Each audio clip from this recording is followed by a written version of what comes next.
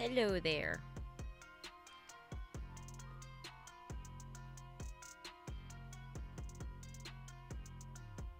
So, imps. I had 2 days off, and I regret talking to someone yesterday. They dysregulated me after. My God. I should have known better not to reach out to toxic people. But you know, sometimes you just want to be the bigger person, and then you imagine it in your head how your interaction would be if you're being nice to them. But even if you're nice to these people, they would still be like hostile to you and see you as an active threat. So it's just like so weird to me. Like interactions with these types of people is just like so surreal. It's like you're not talking to a person. It's, I don't know, you're not talking to a real person. Because like, is this a normal interaction? Like, what the fuck? But anyway, I want to try to like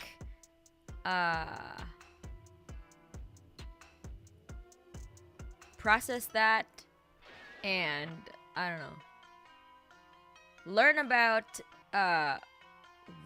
point out or try to find the root cause of why that upset me. I mean, apart from the obvious, like what was about it. I mean, yeah, I think anyone in my position in that interaction would probably be like, what the fuck, dude, I did not kill your entire family. The what do you call this? The offense was not even proportionate to the what do you call this? The emotional reaction. It was just so weird. Or I mean, it's perceived offense, because I'm pretty much sure I did not do anything wrong. It was just more of like something that the person took personally. Like it was, I made a neutral comment and they made it about them, and I'm and was so offended about it.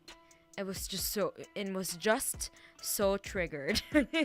I was surprised, like, what the fuck, what did I do? Because they took it personally, and that dysregulated me, because the overreaction is disproportionate to like what happened, you know.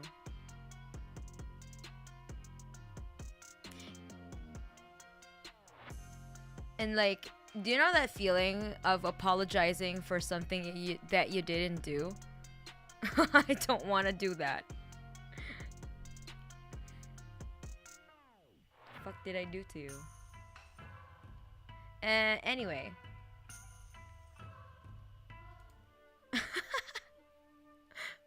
So today, I'm going to just talk and, I don't know, maybe interact with y'all on like, kind of have some shared experience on this side, on like on these types of situations. I don't really, this is the thing about me though, because like I don't really hang out with like really with dysfunctional people a lot. So like when somebody like acts in a really dysfunctional way, I don't know how to deal with them as much.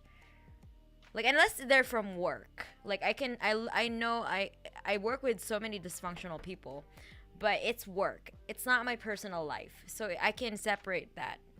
So I can just, what do you call this? Compartmentalize.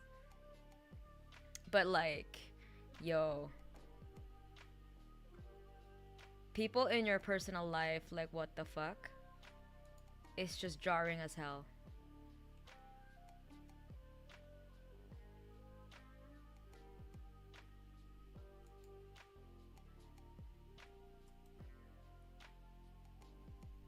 I don't know what's going on in my chat right now. Let's see if you can see this though. My chat is not appearing for some reason.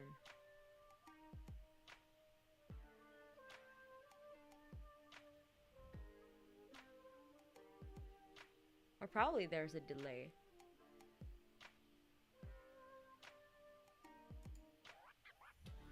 Yeah, it's probably a delay.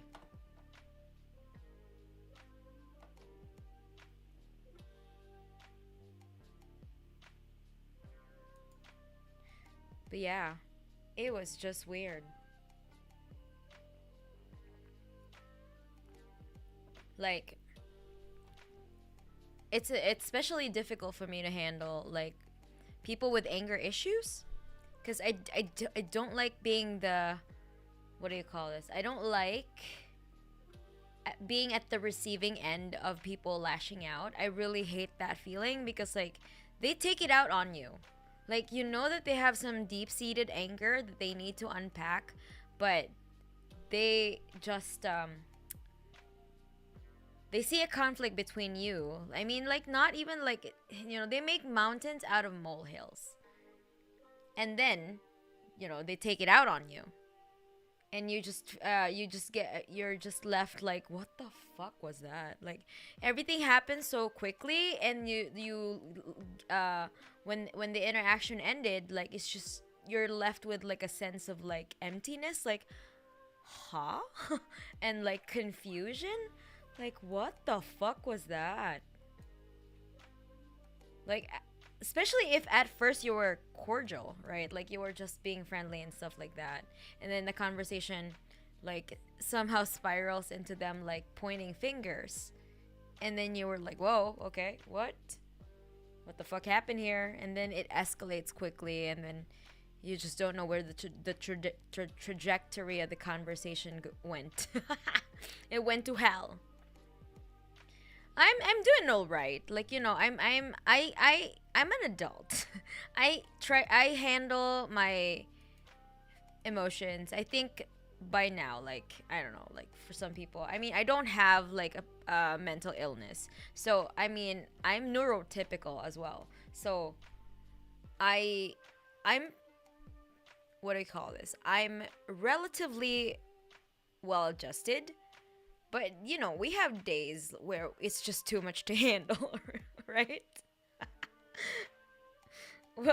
Where it's just not, you know, you're not having it today.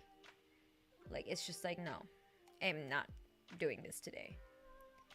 So, I'm trying to find ways to, like, self-soothe. Because I've been feeling... so when it comes to me, when I deal with people with the anger issues, it makes me shut down. So I'm at the verge of shutting down, and I know that because I had no motivation to record when that's the thing that I like doing, like making music, right? I like making music, but I do have no motivation to do it. So I need to so I identified that as like, oh fuck, I need to calm down. I need to like get into my get into the ventral vagal state, which is, you know, in the parasympathetic nervous system. So I need to get back to that, my parasympathetic state, where I'm more grounded and mindful and have a better handle at my emotions, you know.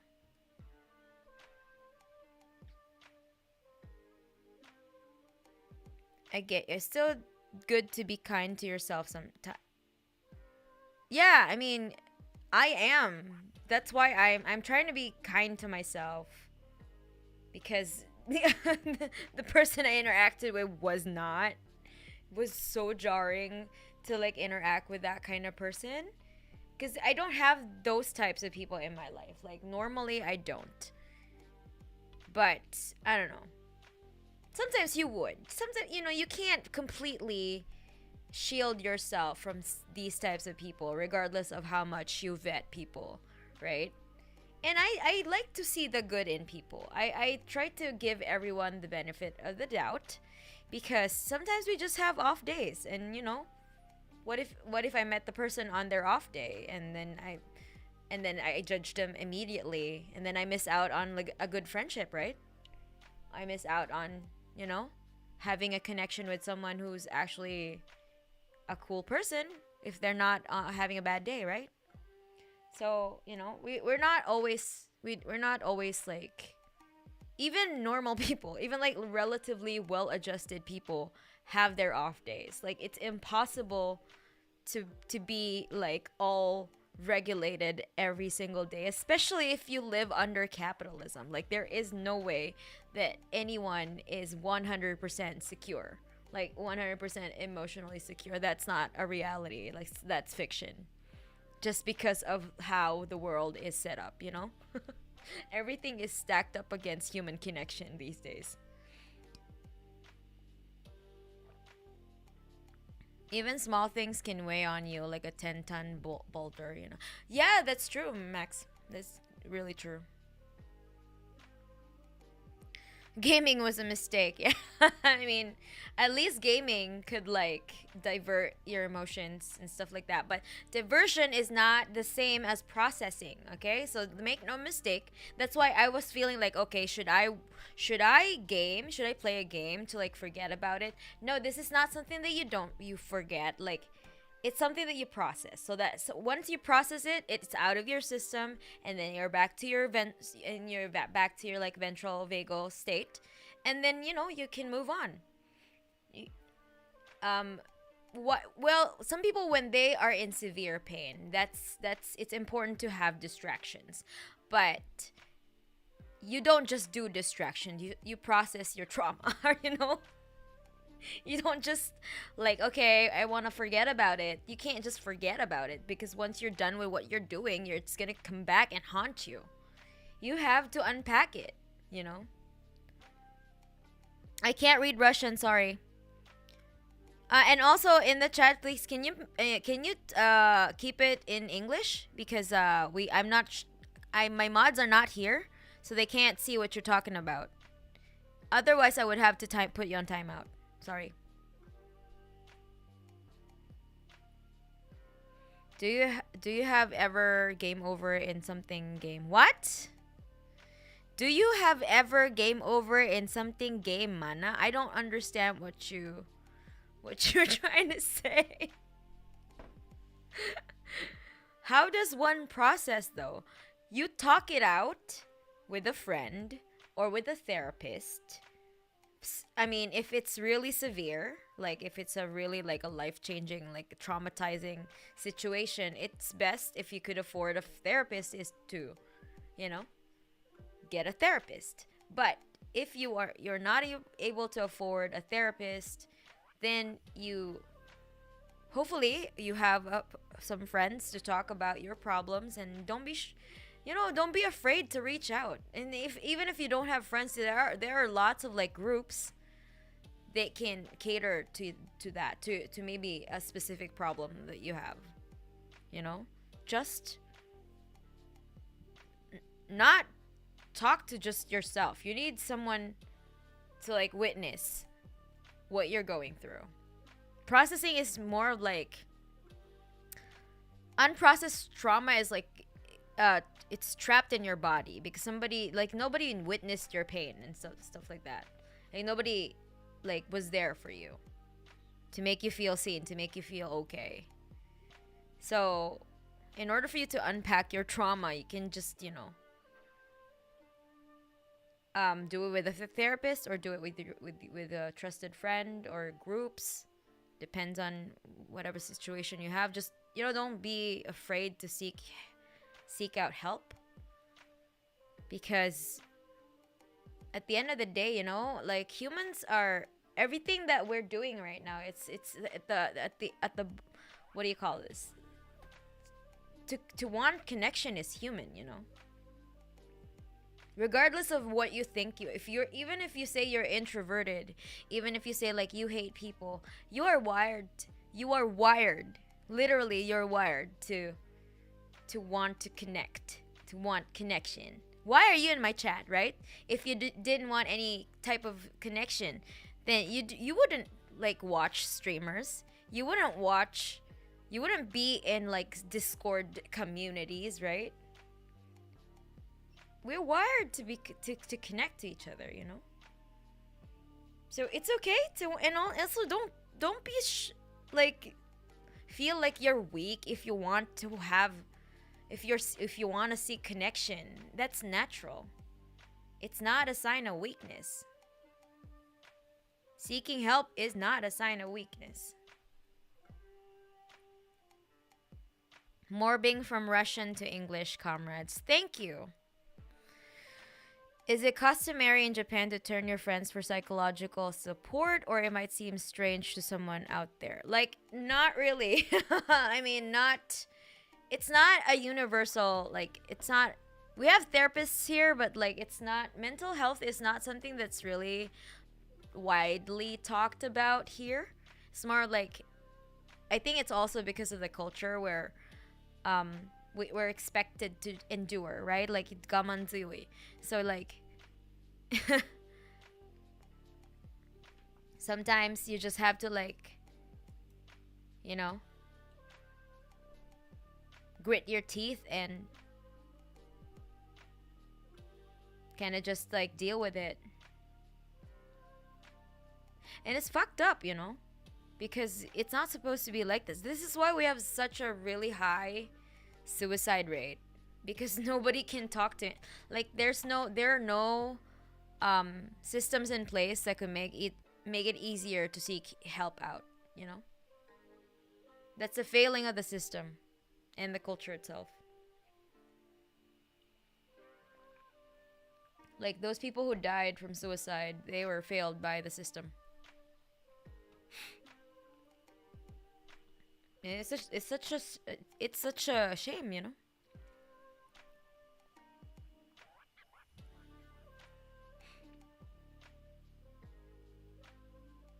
We're having a somewhat psychological stream, eh? Nice stuff. Yeah, I mean, like, I'm just trying to, like, talk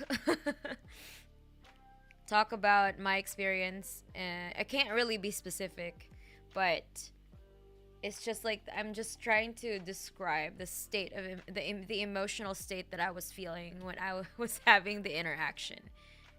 Can you say something in Ukrainian? I don't know any Ukrainian. I know Russian. Some Russian. Just words. But I can't speak Russian. It requires a lot of courage to admit not being okay. Yeah, and I mean, like, you know, there's no shame in admitting that sometimes you have days off. Like, you know, you have off days. You can't be expected to, like, just be perky and happy all the time. Nobody, I don't know who expects that even. Like, who the fuck on this good earth expects everyone to be happy all the time when we live under capitalism? Like, what the fuck is wrong with y'all? Toxic positivity is just not my thing.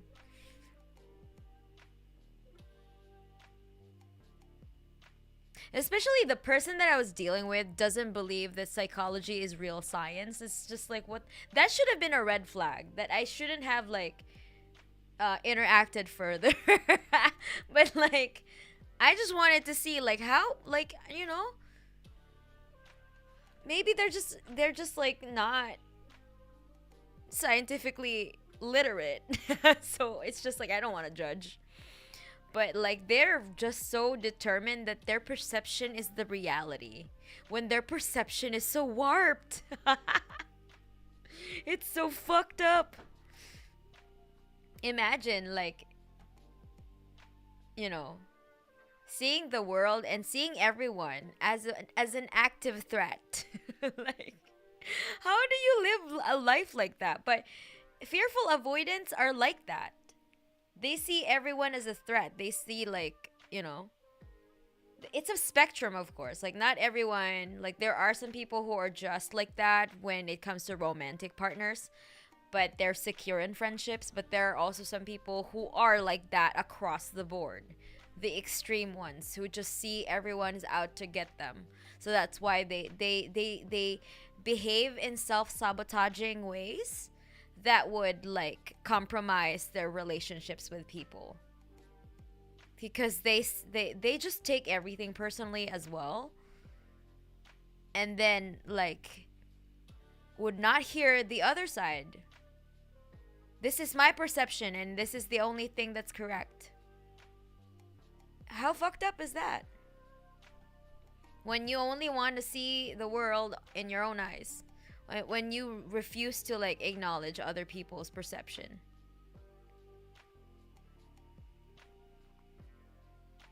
Or, you know, even when you refuse to acknowledge objective reality. That's the most fucked up thing. I mean, perception, I guess, okay, we can have that. Like, we can give people like the leeway. Okay, fine, that is your perception, but also, I mean, at least acknowledge that the objective facts, is that's not what happened, you know.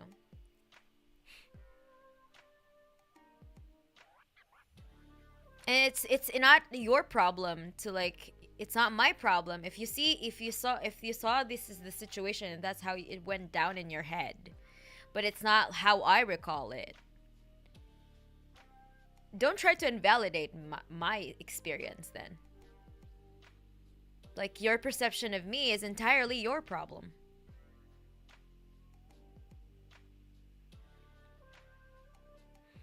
Hello, man. Happy to see you well. I'm not doing so well. Admittedly, I'm not doing well at the moment, but I'm getting there. Like, I think today I've soothed myself, and I'm at the point where I'm ready to talk about it. So now I'm talking about it, and I'm starting to get back to my parasympathetic state. So I want to show you an illustration of that. Hold on. Just to show you like the different states that we have when we are dealing with some shit, you know? Hold on.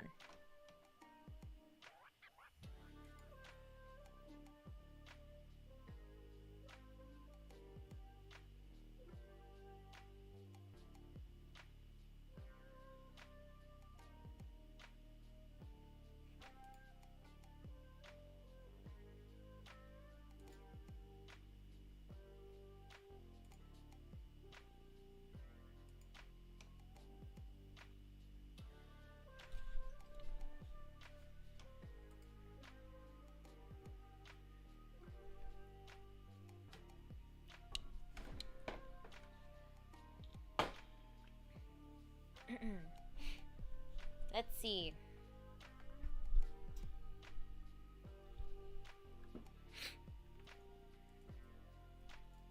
Window. No.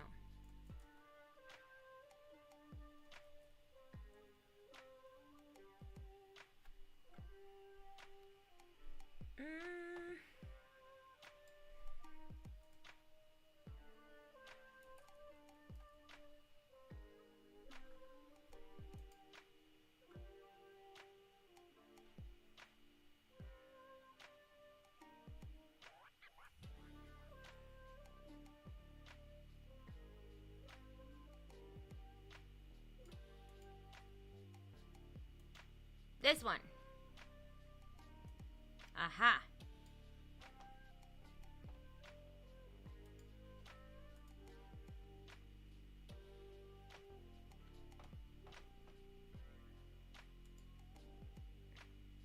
Can you see this? Hold on. Wait a minute.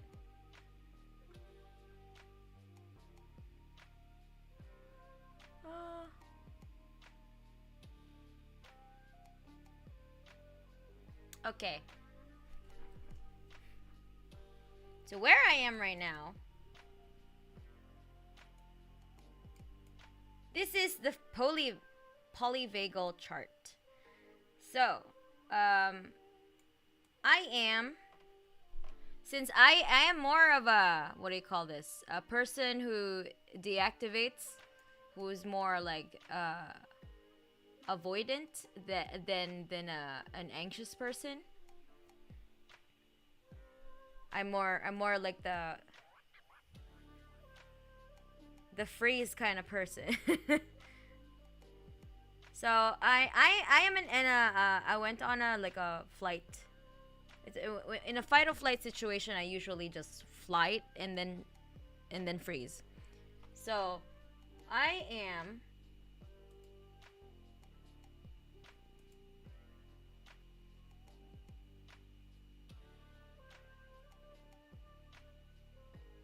about, let's see,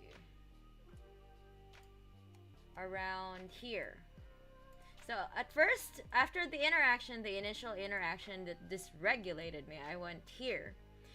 And then I'm now here. In this stage, I've been dissociating today. Dissociation, a frantic search. Yeah, I've been dissociating a lot today. So, just because like the interaction was, it left such a bad taste in my mouth. Like, what the fuck? I extended the olive branch, and then I was just like met with hostility. What the fuck? Like, I should have been a mean bitch. Like, I regret being nice to the person. Like, you know, there are days where you like, yeah, I wish that I just acted the way they perceived me in their head. Just to give them like, yeah, okay, self-fulfilling prophecy. But I wanted to be the bigger person, you know. This is a big mistake. Especially when dealing with people with anger issues. But also, if you anger them in the interaction, if you are more like, what do you call this? If you're the less if you match their energy, then you would end up in a really huge, weird fucking argument, in a big fight. You don't want that. Like, you don't want to deal with that. It's stressful as fuck, you know? Nobody wants to deal with that. Nobody wants to deal with people with anger issues, okay? Like, what the fuck? Their emotional response is not your responsibility. No, I'm not putting any blame on. I mean, I regret on like just trying to be nice, because I wish I was a bitch. You know, I wish I just acted like a bitch. Oh my god, that person didn't deserve my kindness. Didn't deserve my niceness. The best revenge is to be unlike the opponent. Well, yeah, I mean, after that interaction, like, I offered friendship, but they were like, oh yeah, if I see like aggression on your side, like, I was like, they thought I was being passive aggressive for refusing to do something. Right? Like, they asked me to do something, and then I was just like, no, I'm good. And that was passive aggressive. Like, what the fuck? I don't want to do it. What the hell? That's passive aggressive. I directly told you I don't want to do something. What the fuck? Because they couldn't have their way? Just because they were not having, like, you know, if they're not having their way and you're putting up boundaries, they were angry. Like, and they call you passive aggressive. Like, what the fuck, dude?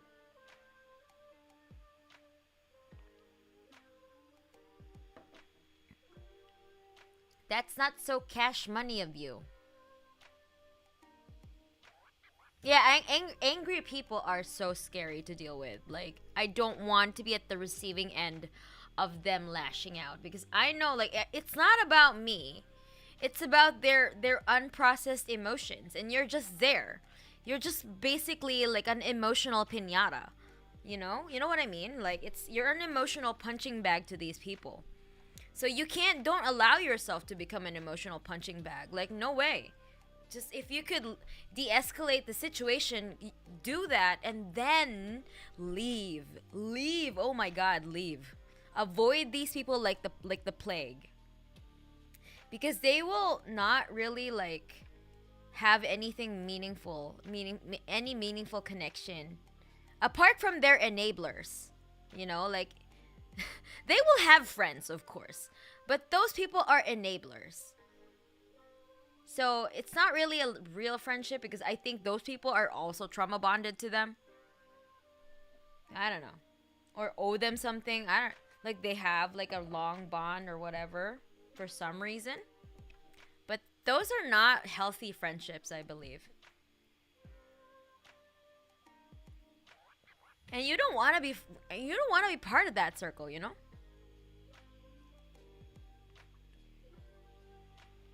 Imagine having to walk on eggshells every single time, you know? Anyway, I am here. So this is where I like when I because I also got triggered by that situation because it reminded me of a previous traumatizing situation. Because I only know like one other person that have anger issues that I've recently dealt with, and it's still too fresh for me, and I couldn't handle it. I couldn't handle the meanness, you know. I can't handle mean people, like really really mean people. Like I just don't want to deal with them. It's just I don't want to talk to them. I don't want to deal with them. I can't handle them without like, you know, me taking the bait, because they will bait you into arguing with them. Because that's how they communicate, you know. They don't have the tools, the proper tools, or like the emotional capacity to communicate themselves, their emotions properly. So they lash out. That's how that's the only way they know how to do to communicate their anger. They lash out. They can't process it.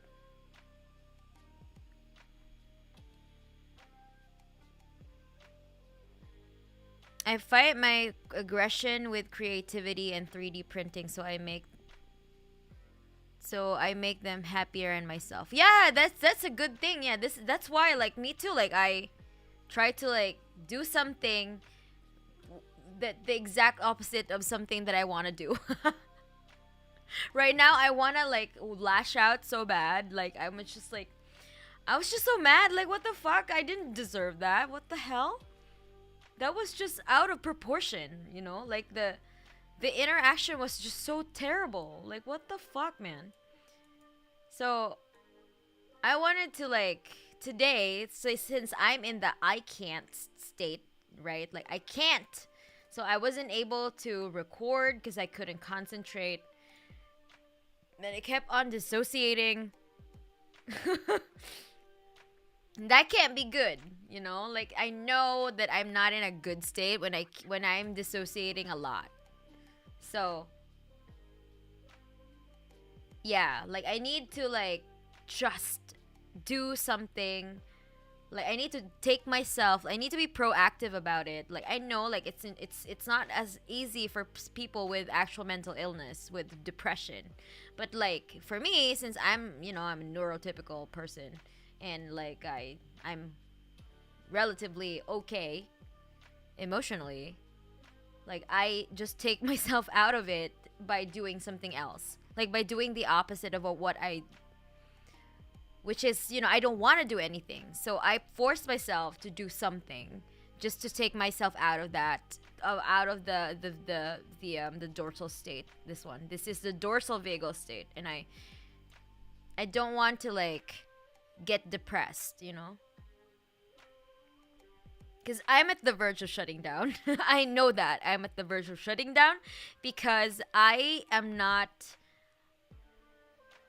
don't have an appetite right now. Like I haven't eaten dinner yet. I've only eaten breakfast. I haven't eaten lunch. I haven't eaten dinner, and I'm not hungry. You know what I mean? Yeah, my appetite has shut down. So my body is shutting down. See here?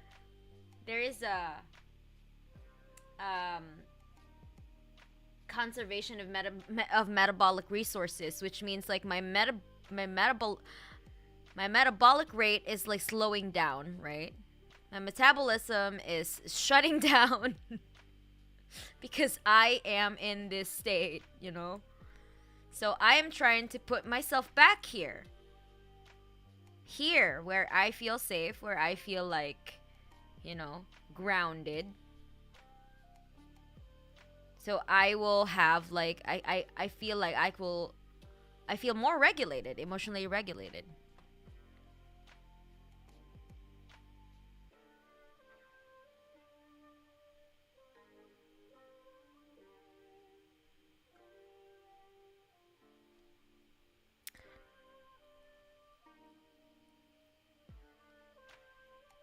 I just came from super tired to see you streaming. I'll just say hi and flee because I'm exhausted. See you on a weekend if you'll stream. Alright. I mean, have a nice day and I hope you relax. I find my aggression with creativity. Okay. Doesn't sound like a good company for them to keep. Yeah, I mean, like, I mean, even the worst people have friends. They, it's okay. I mean, let them have friends. I'm just saying that maybe it's not the healthiest friendship. You know.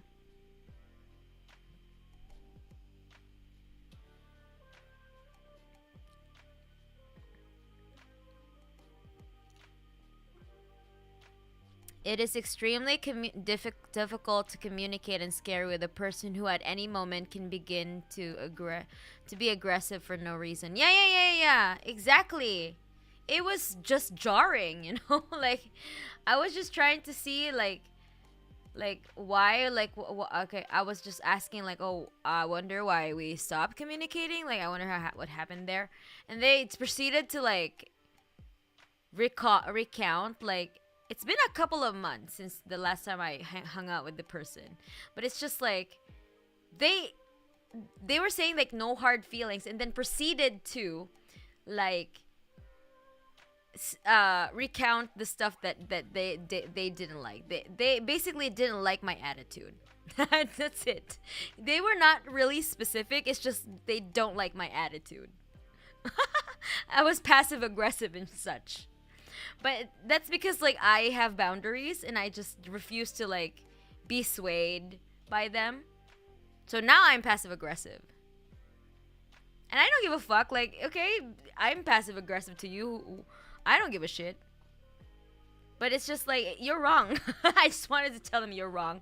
But then if you tell them you're wrong, you're like trying to like I don't want to get into an argument. I didn't want to be in an argumentative. That I was feeling nice that day. I was in my ventral vagal state. That's why I was able to reach out to them, because I just want to tie loose ends, like what really happened, what went down, stuff like that. But then I was met with like hostility for no reason. It went from 0 to 100 real quick. Like fearful avoidant people are just so unstable. Oh my god.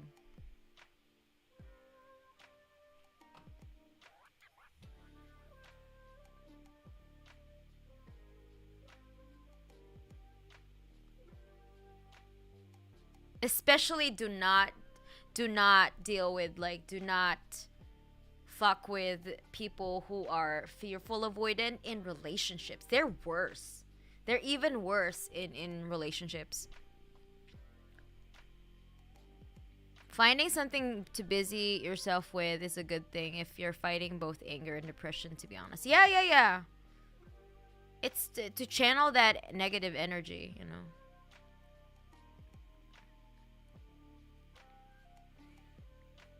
I really enjoy singing, but I can't go to any classes. Is there a way to learn at home? Yeah. If it's just singing, just sing in the shower. Literally, there are so many tutorials on YouTube. Just look it up, like singing tutorial. That's it.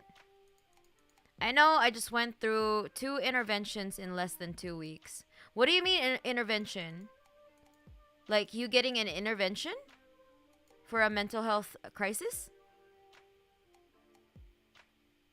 Thanks for the company, my glory overlord, but due to the Eastern time zone, I have to leave you.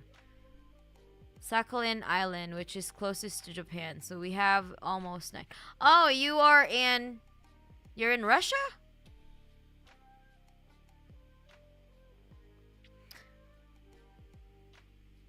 Sometimes you just don't tie things up, and that's okay. Yeah, yeah, it's a hard lesson I needed to learn. I should have let sleeping dogs lie, especially if the other person has anger issues. Let sleeping dogs lie. Do not contact them. That was my mistake. I made a mistake. I should have just like, because I didn't want to remove them on social media on my personal social media without like checking in on them, like I don't dismiss people that easily in my life, like I just try to like see if there's something that you could salvage in there, and it's that's how I work. But then, you know, I should have known better. I should have known better. But then again, there was no way for me of knowing, and unless like I interacted with them. But yeah, they were not even. I'm not even like significant. They were not even that significant in my life. We just like hung out a couple of times, you know. Mistakes are experiences. That is correct as well. I made a very expensive mistake at the cost of my mental health. Bye, Walter.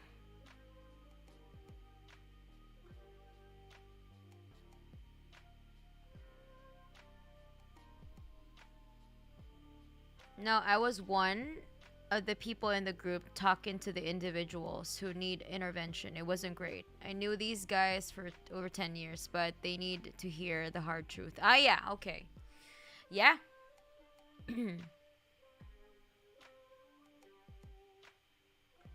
That's all experience, Mana. You learn from those mistakes and it's okay to make them. Yeah, I know, but like, you know, sometimes my optimism, my positivity towards, like, you know, I have a positive regard on everyone, right? Like, I want to see the good in everyone.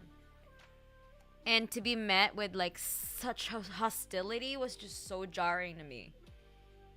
Like, what the fuck did I do to you? Did I kill your entire family? It was so disproportionate. And my friend told me, actually, Comrade Nikki told me, like, their reaction was more of like a trauma response, right? You know, it's a trauma response when somebody overreacts on like something that's out of proportion. Like, they treat me as an active threat, you know? I'm not out to get them. The fuck? I don't care. Like, I'm not out here making enemies. You're the one acting out here trying to like create problems that are not even there.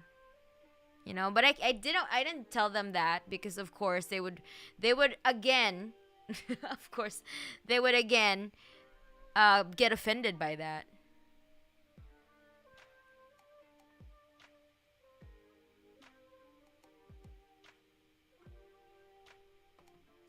And Comrade Nikki actually told me, like, you know, it's okay. It's because I told her I regret being nice. I should have been a bitch. And she's like, it's okay. We need more nice people like you. And it's just like, fuck being nice, you know?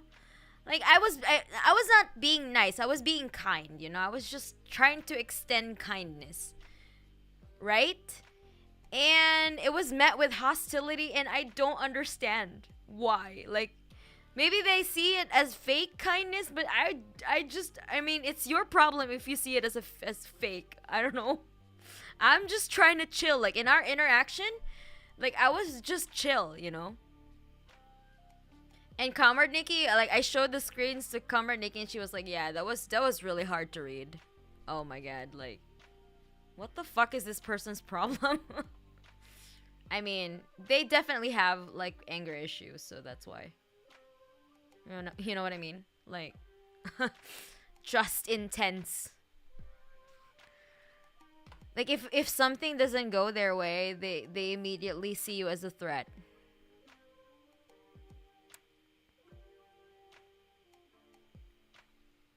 Same, I always try to do something before actually saying goodbye to someone. It's hard to dismiss people for me, and there's nothing to it.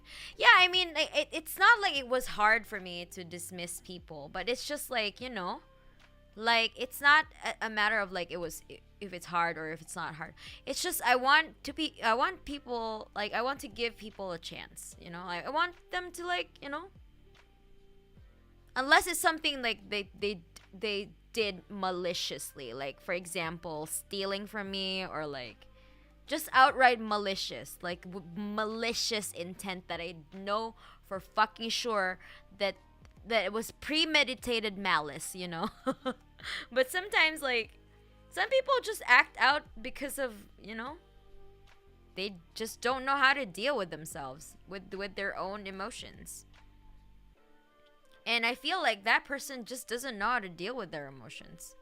And anger is the only like valid response, or like valid, like the only emotional response that has been validated for them, so they can't show any other type of emotions other than anger. And so that's how they express themselves. That's how they express their disappointment. That's how they express their sadness. That's how they express their hurt, is to lash out and be angry.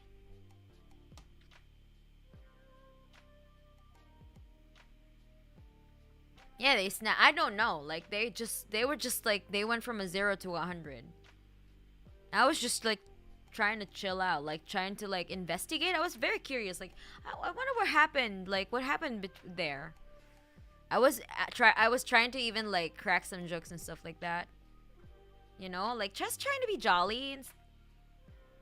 But they didn't see it. They were not having it. I was just like, okay. So after the interaction, I'd remove them entirely from social media. Everything.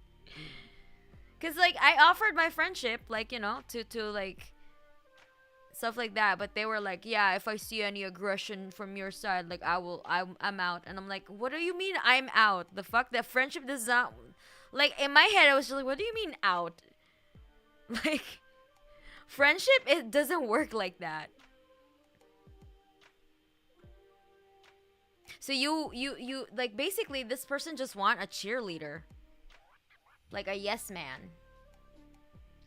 And I don't want to be your fucking yes man. No thank you. Like, I want genuine connection. I want genuine friendships, you know.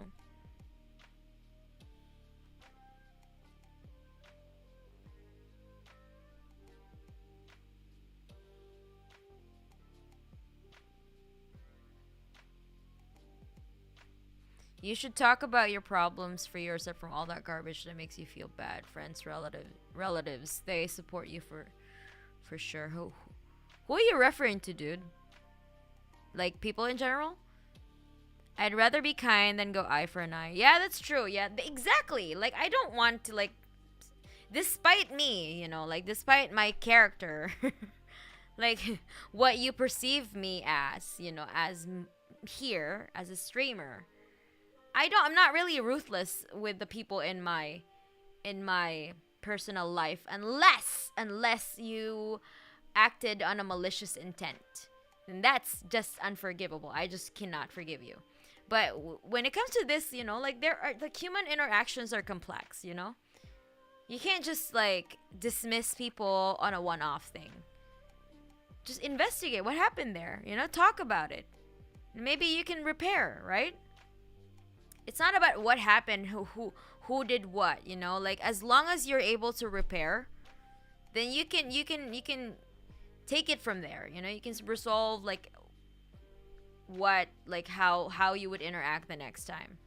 So people will not get hurt, directly or indirectly, right?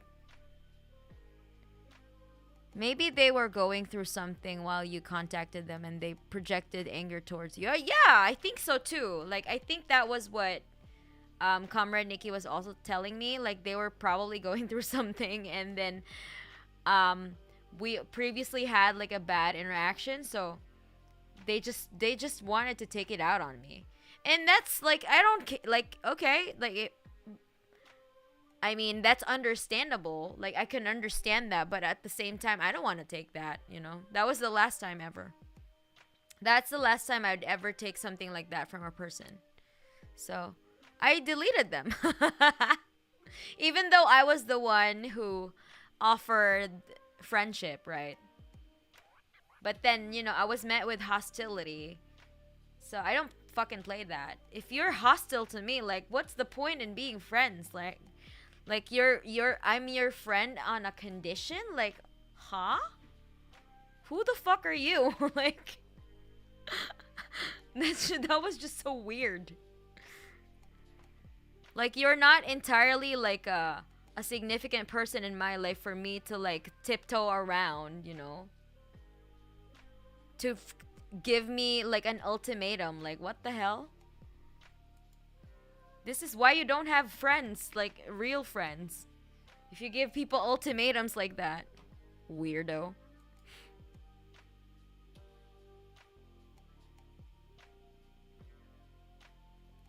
But if that was the case, they probably would have apologized once they realized it wasn't you that they were angry at. No, but this person doesn't have any self-awareness. This person is like, to them, they're the only one who's correct, right? Like, their perception is the only thing that's correct. And you cannot tell them otherwise.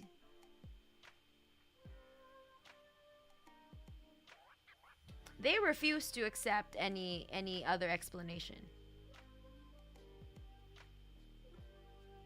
And I don't fuck with that, really. Honestly, I don't fuck with that.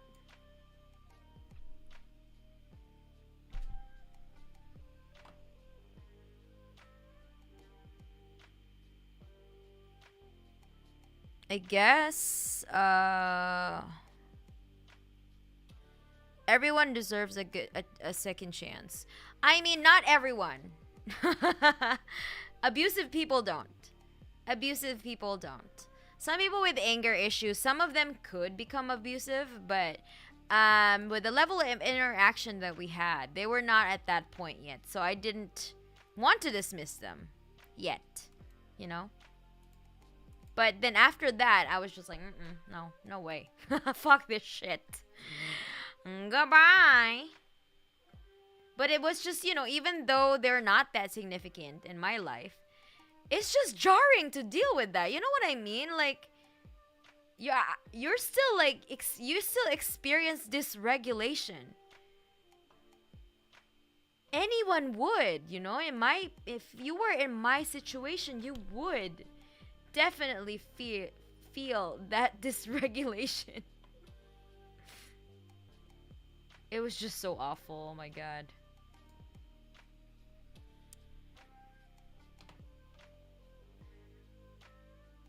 That individual really should seek counsel. They could pull that on someone and end up in a worse situation. Actually, this person doesn't believe in psychology. So I don't think this person will get any help because they don't believe that they're traumatized. They don't believe that they have so much unpacked trauma that they're just projecting all of that trauma to other people, to their interpersonal relationships. It's just so fucking toxic.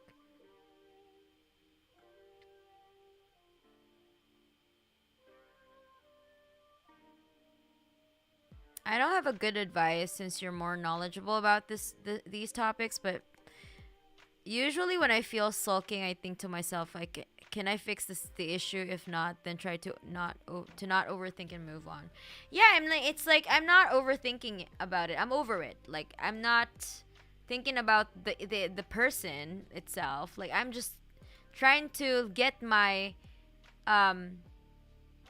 nervous system regulated. It's not about this person. I'm taking responsibility for myself to get myself out of the state that I was in, you know, that I am in. I'm just trying to be, right now I'm trying to be proactive to like do something about it, you know. I'm trying to do something about my dorsal vagal state. This state. I am currently here on the red chart, you know. I'm there. Here. And it's not something that you could get out of automatically because it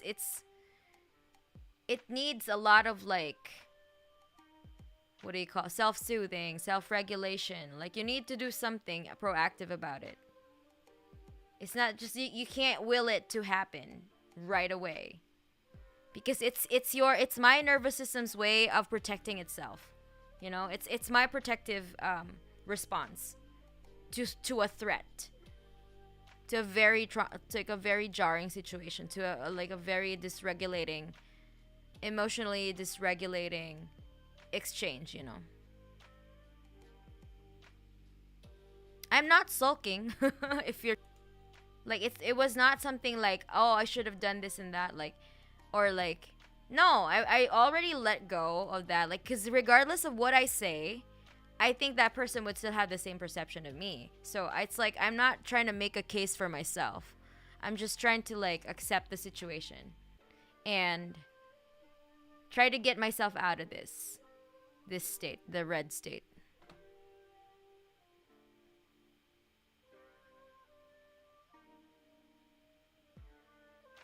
Seems like they wanted a cheap relationship rather than a meaningful one. I don't know about that. Like, people have different perceptions of what is worth to them, right? Like what is value. People have different values, right? Maybe, you know, he perceives that like the friendships that he has is valuable to him, and that's fine, you know.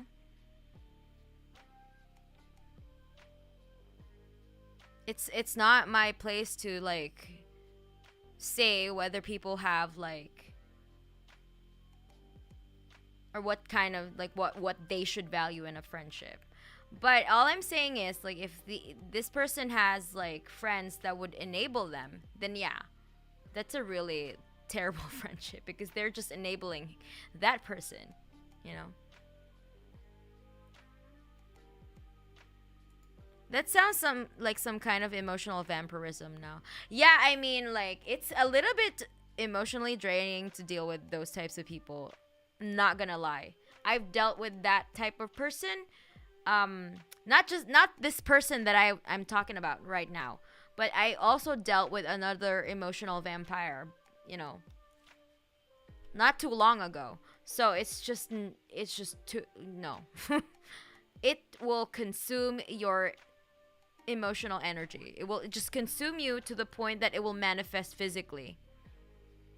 Like, I had like a lot of like, when I was dealing with that other person, I had fevers. I mean, something that has never happened. Like, I had chronic fevers, like low grade fevers due to stress, and that has never happened to me in my entire life. That was the first time I experienced chronic low grade fevers. Like, there are no other like symptoms either. Like, it was just stress, pure fucking stress, that drove my nervous system into overdrive, you know? You can't get anywhere in life by being aggressive to all those around you. At least that's what I think. I mean, that's what I think too. But some people just cope that way. Like, they see everybody as a threat. So they do the, like, you know, they self-sabotage. They do something that would intentionally break the connection that they have with the people that are in their lives. The phrase "check yourself before you wreck yourself" applies here. That is true. Greetings from Sakhalin, everyone. Hope you all have a pleasant time. Hello, Luca. Thank you for joining the stream. Pyotr, wish you all the best, boss. Thank you. Okay, if they have zero self-awareness and they're not willing to learn from their mistakes, I don't see anything that might be considered salvageable. Yeah, me neither. That's when I made my decision. Like, I don't think that this person wants to be my friend anyway. Why did I even offer friendship? I kind of just regretted that, because I wanted to be the bigger person, right? Like, I wanted to like let bygones be bygones, but obviously the bygones are not bygones for that person. Like, they're obviously holding a grudge, right? So if I don't want to have a friendship that's based on resentment. Like, let's just cut it off, right? I didn't tell them though, like, that I'm gonna cut them off. Like, I just, just quietly leave, because these people will lash out. Just quietly disappear from their lives. That's the best way to deal with angry people. Well, it all depends on the circumstances. In your case, it's better for your opponent to realize that what they've done wrong for their own good. If they don't, well, sayonara. But we're not opponents. They're not my opponent. It's just a person I happen to have hung out recently, and then we had a falling out. But it seems like it's the same for their past like interactions with other people. So, for example, like they're calling their exes crazy, right? If all of your exes are crazy, I don't think, I don't think that every single person that you dated ever was psychotic. I don't believe that. You're the common denominator of your relationship. So if you label them crazy, you might have done something that turned them crazy, Like there's this saying, right, that if you met an asshole in the morning, you met an asshole. But if you met an asshole the entire fucking day, then my friend, my brother in Christ, you are the asshole.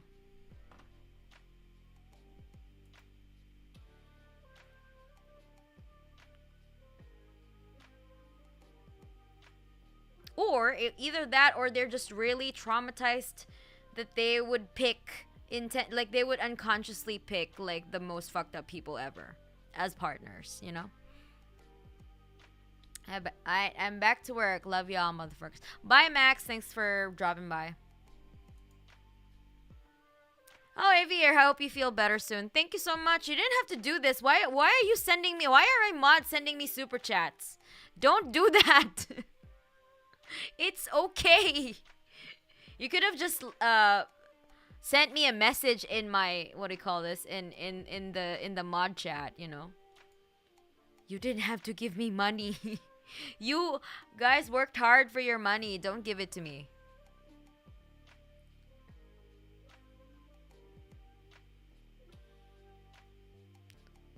Especially because y'all live in like Southeast Asia, like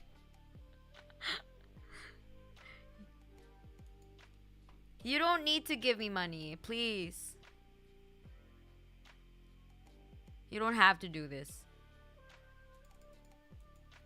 But thanks for your concern. I really appreciate my mods. They're so nice.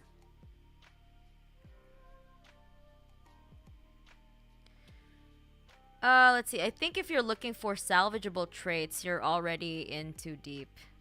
Yeah, it's true. I mean, like, the thing is, like, yeah, like what I said, I'd like to see the best in people. So I was trying to find a reason to keep this person in my circle, right? In my social, like, contacts. And, of course, the interaction was so weird. And it was dysregulating. So I'm like, yeah, there is no reason to keep this person in my life. What the fuck? Okay, I'm back to... Okay.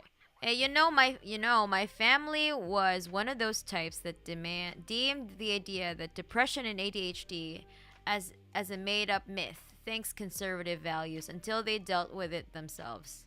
Yeah, that is really fucked up. Like, I think, like, I don't know, like, people who lean on the left, on the right, like, right-wingers, they don't really believe in, like, mental health.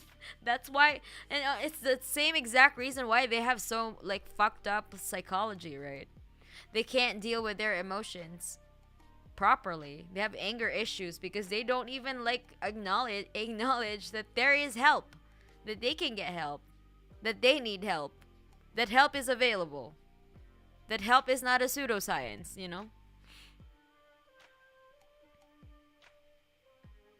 Mana, when I read the name of the stream, I thought that we would go to a political forum or to the rating mod in MOBA games. But what's going on? No, I'm just trying to self-regulate. She is red. She is trying to become green. Yeah. I am in the red zone. I'm trying to be in... I'm trying my best to get back to my ventral vagal state.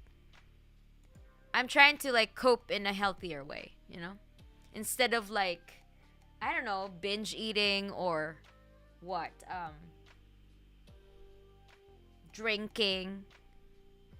I just want to, like, try to do this in a... I want to stream. I think streaming is very harmless when you're trying to deal with something, you know. And I'm glad that chat is respectful enough right now.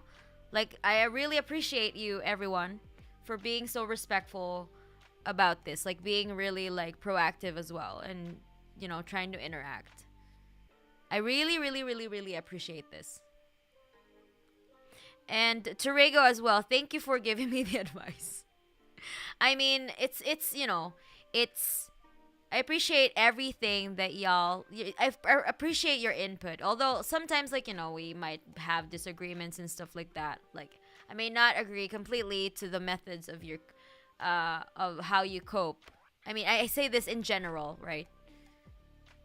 But you know, we're a community, I guess. I mean, we are a community. Not I guess. I'm sure. So I'm just I appreciate everyone for just trying to look out for me, you know. I mean, I can handle myself. I'm not really in a like life threatening situation. Like, I'm streaming right now. I'm pretty much okay. I'm safe, and I'm not. There is no active threat. It's just that, like, I'm in a weird emotional state, and I'm trying to get out of it. With the stream's help. And it's helping. Not gonna lie, it's nice to talk about this. Privyet, Mana. When I read... Okay, hold on. I've been reading the same chats over and over. Yeah, when I have to cut off people, I do basically the same thing. Especially if they behave in a way you just described. Yeah. Like, there was no reason for them to be extremely hostile to me. Hello there, Melon. Yes, Among Us. Melon. You know what? Look at it this way. They lost the opportunity to have a great person in their life. No, they see me as a threat. I'm as far as they're concerned, like, they hate my attitude. I don't understand it either. Like, if they hated my guts, they kept on looking at my social media. Like, are you hate watching me, bro? Like, what the hell? Like, like my, like, stories, right? Like, when I post stories on Instagram, and I see them, like, looking at my stories. Like, okay, does this motherfucker want to talk or what? Like, do you want to be friends? Like, what do you want? Like, so that's why I talk to them.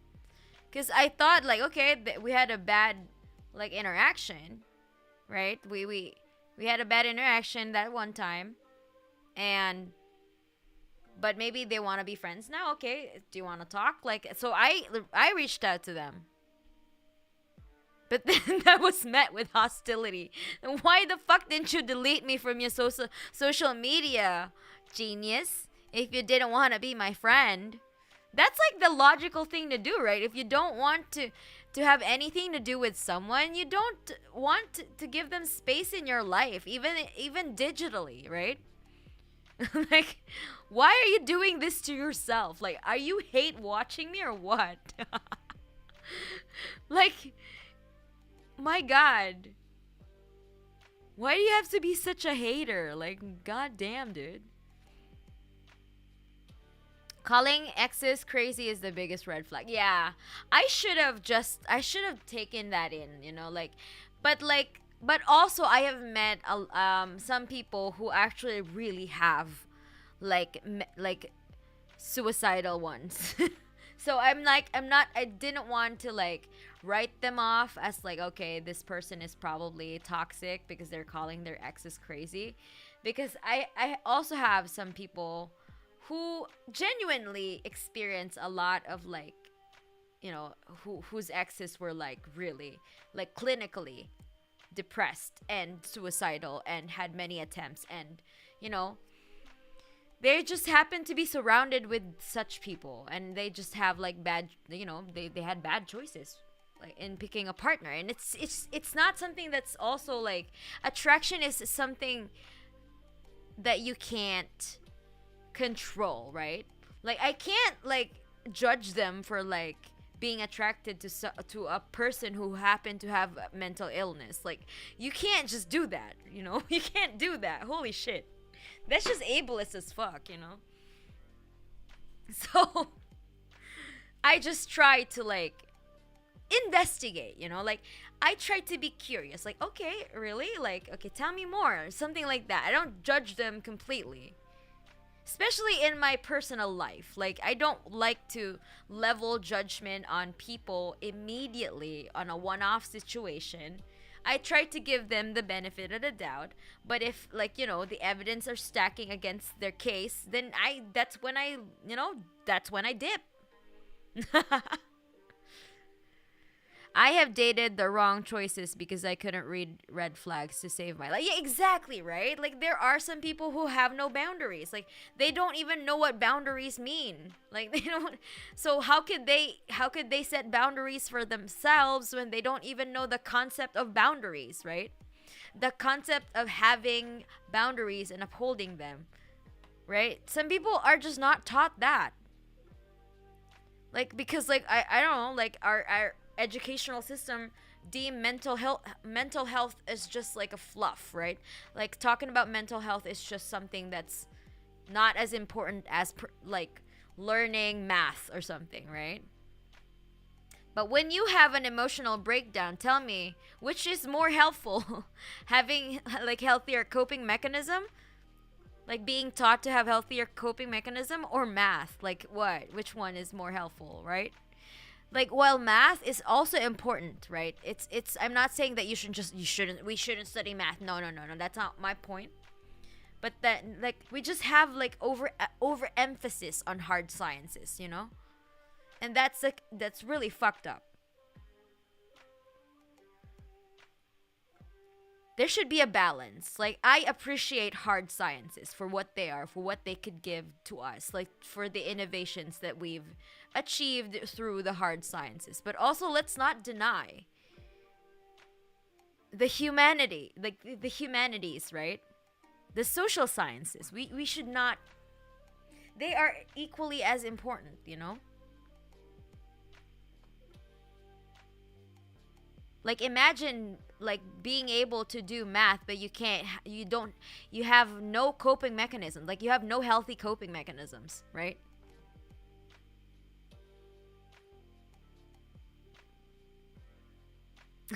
Amen. Mental health is a myth in Asia for some reason, right? The fuck? Especially here in Japan, like, oh my god. Instructions unclear. Sent super chat. Okay.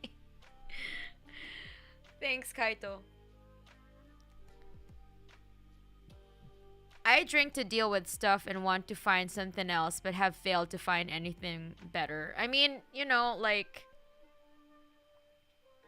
explore, right? Why not explore? Instead of, like, having the urge, or, like, if you're not, like, you know, if you're like a relatively okay person, if you don't have any kind of clinical depression or anything, like, you know, on a clinical level, right? Well, why not try to explore, like, different types of coping mechanisms that are healthier, right? At your disposal. Simple things like interactions are what salvage many problems. Exactly. Communication is so important. And some people just refuses to communicate. Like, oh, this is how it is. This is how I saw your behavior. So therefore, you are a threat to me, and fuck you. That's not it. The evidence is not there. You know. They can't even point out like a specific situation. They just didn't like me. And that's fine, okay? If you just don't like me as a person, you just say so, my dude. I'm good with that. Like, we don't have to be friends. But the fact that they didn't bother to, like, tell me anything, or, like, before I reached out to them, they didn't bother to tell me anything, or didn't even, like, I would have gotten the hint if they deleted me from their social media. Yeah, okay. That was it. Thanks. Good riddance, you know? But, like, why keep me in your social circle or in your socials if you don't if you don't want to be friends, like, are you like these are the type of people who make like really dedicated haters, right? Like, why would you hate watch people's lives? Like, people that you don't even like. Why would you keep them in your life? It's weird.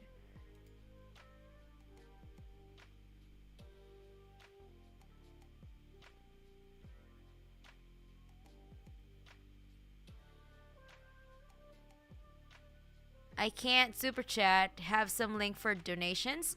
Does PayPal work for you? Like, on my Spotify page, you can donate there.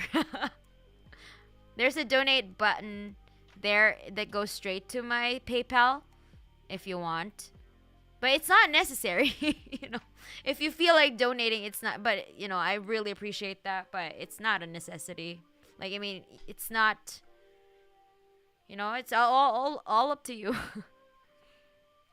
Southeastern and mods can't super chat. But Americans must forfeit all possessions. Okay. Please don't do that. I love Nana! Thank you so much for stopping by. Hey, chat, say hi to Nana. I'm sorry I haven't read as fast. Like, I was just trying to, like, read the backlogs. Hey, I'm somewhat new. I got a question. You voiced everything in Asobi Asobase ED cover. Sometimes the voice changed drastically, so I'm wondering. It was a helpful listen during work. Yeah, I did all of the voices there. Believe it or not, I did everything. Like, I did the work for 4 people. The screaming, I did. The screaming which was done by Ikepi, right? Like in the original track. I did the voices of the 3 girls. The high yelling and screaming, just basically wailing and stuff like that. It was fun to record. Okay, not gonna lie, it was really fun to do. I had so much fun recording Inke Impulse. Pyopyo sends his best regard, Mao-san. Hello, Rook. Thanks for dropping by. Luca, some people just don't like to see you happy without them, or just happy in general. I don't know. I don't really know about like what they want from me anyway. Like, so that's why I wanted to like confirm, like, do you still want to be friends or nah? But, you know, I was met with hostility, so okay, I guess nah. Then I dipped. Okay, bye. I don't want to stay. I don't want to fuck around and find out the fuck. By the way, I mentioned on Twitter, but I should get my copies of Capital this week. I'm excited. It's been 12 years since I last read it. Yeah. Well, good luck with reading Capital again.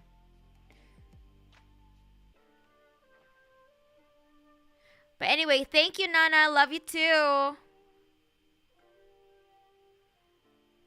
By the way, what was that? Mental health, in my times, we didn't have time for that BS. More work and less stupidity. It's what you need. Yeah, exactly right. That's what my father would say. Yeah. Every, like, boomer Japanese ever. Even I think Gen X Japanese. I think right now for like millennials and like Gen Z Japanese people are a little bit more open to mental health. But boomers, oh my god, no.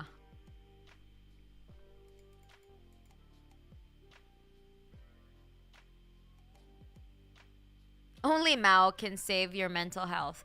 Great Red Dragon Mao. Okay. Well, Mao does have like really good. He writes really well, so y'all should read like Combat Liberalism and On Contradiction and On Practice if you want some Mao literature. Yeah, those are quick reads, you know. Zdarova mana, zdarova kampeki. Does 90% in social media or not have boundaries? I've cut off social media drastically, not gonna lie. I feel much more I feel much more calming for me. I just have a good relationship with my friends in real life instead. That's a really good one. Like if I didn't have Twitter before I did all this shit. Like, you know, before I became a VTuber, I didn't have a Twitter. I don't want to be on Twitter. I didn't want to be on Twitter, but apparently it's really helpful, you know. And I see that now. I see the utility in Twitter. Like if you just use Twitter for the utility, for its purpose, I guess it's not gonna drive you insane. But if you like,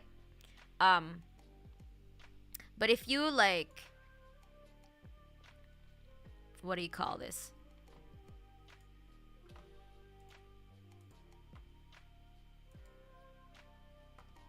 If you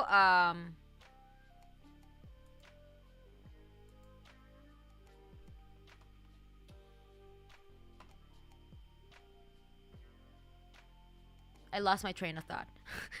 What was that again? What was I talking about? Because I was trying to time out someone. The fuck? To put someone on timeout.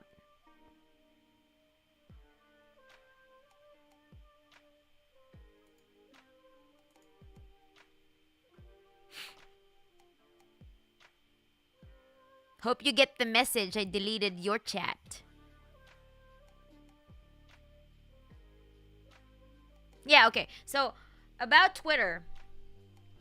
I didn't want to be there. But if you just use Twitter for its utility, like, you know, for the purpose, for me, in finding artists, like illustrators and movie editors. If you just do it that, like that. And post memes, you know, post my thoughts, whatever. If you just do that, and you don't interact with a lot of posts, you will have a better, like relatively better experience on Twitter. But if you do, like, participate in discussions on Twitter, then that's where you're gonna experience the worst, the bottom of the barrel interactions in humanity. You know what I mean? I'm gonna need this chart for personal reasons. Okay, I mean, you can get this one. Hold on. I am going to give you this entire article that explains what they mean, not just the chart. Did it come through?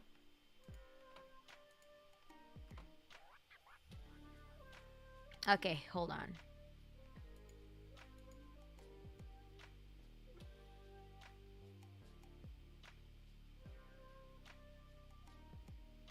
Yeah, so Among Us, that's a really good thing. Like, you don't need Twitter. If you're not a VTuber, you're not, like, anything, like, involved in like, where you need to, like, do public announcements and stuff like that. You don't need Twitter. You don't need that in your life, I swear. I survived my entire life without having Twitter until now. I wish I don't need to use Twitter, but it's the fastest way to find illustrators and what do you call this? Editors. You know, you can meet a lot of creative people, which is great. It's great. It's great for doing that. But other than that, no, it's not. Like, you can't talk about politics in a mature way, because you're just gonna run into someone who's gonna call you revisionist, regardless of what you're gonna say, right? Because they're fucking chronically online. They've never practiced in real life. They've never organized in real life. So, like, there's just really no point in talking to chronically online people. I'm more into Grandpa Lenin kind of haters. What? Wish I could too. I only use Messenger nowadays and post photos IG. If they want me, they can call me. They have my number. Yeah. I have, like, my Messenger as well, to keep in touch with, like, old friends, right? And I also have my Instagram. Like, I only have, like, 12 photos in my personal Instagram, and none of them have my face. Like, just 12 photos. And on my Facebook, I have, like, I think one profile photo. That's it. One picture. One selfie. I don't really like I don't take as much selfies anymore as when I was a teenager, you know? Like, it's just, I don't need to have like 20 pictures of myself. I can look at myself in the mirror. But it's okay if you are the type to want to take selfies, you do you. That's you. I'm talking about me. I just don't have the energy to like take photos, you know? I don't want to take photos.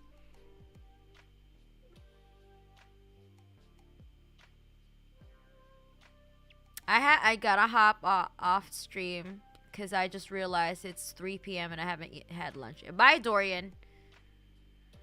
Hope you'll feel better soon, Mana. Have a good one. Thank you so much. Same attitude towards mental health in Russia, as far as I know. Yeah, it's such a shame, you know. The USSR used to be so great, like with science and stuff. I mean, Russian science right now, I think they're still okay, but like, yeah, definitely the social sciences are lacking, even back then.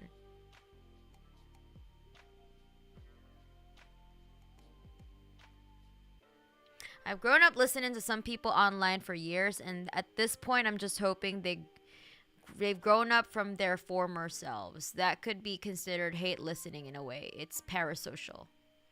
Yeah, I mean, like, it's weird.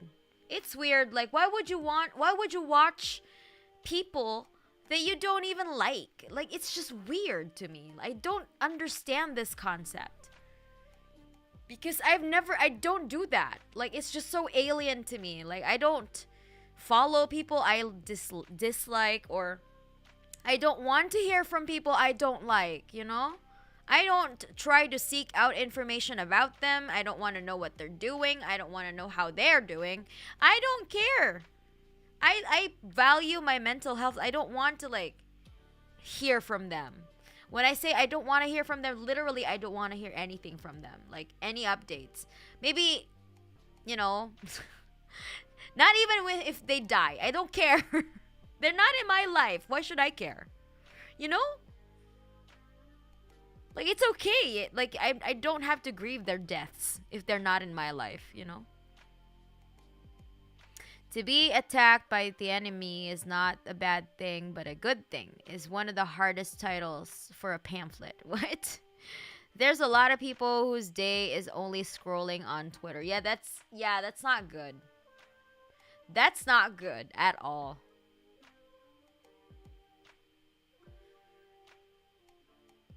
The Kissinger account now pops up daily for me. It's great, right? I love it. I check it every day and hope that Mother Nature would run its course, you know? Do her magic. I just arrived. What's about the chart? I feel those things all day, some of them sometimes within an hour. Really? Everything? You may have, I don't know about that, right? Like, you might want to see a professional, though, if you're experiencing all of this in a day. Like, if you swing so much from sympathetic to dorsal, like, quickly. Like, I don't want to self-diagnose. I don't want to, like, diagnose people, so I don't. But I don't think that's a good, I don't think that's a good thing. I don't think that's normal. You should have it checked by a professional. Only use it because artists I really like are on Twitter. Yeah. I discovered that person who, the artist for my Queen cover. Oh my god. I found her through Twitter. Oh my goodness. She's so good. She's such a good artist. And she's only 19. What the hell? What was I doing when I was 19? Oh, I was in a band. But that girl's destined for greatness, you know. I can feel it.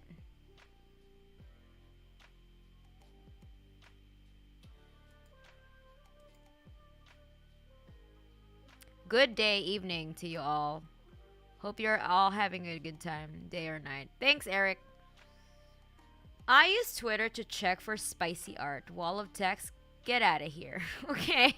Yeah, that's true. Sometimes too, like I do, okay, I do follow political people, but like those are like the not unhinged ones, you know, like not the, what do you call it, chronically online leftists who are actually in the field practicing, you know, out there organizing.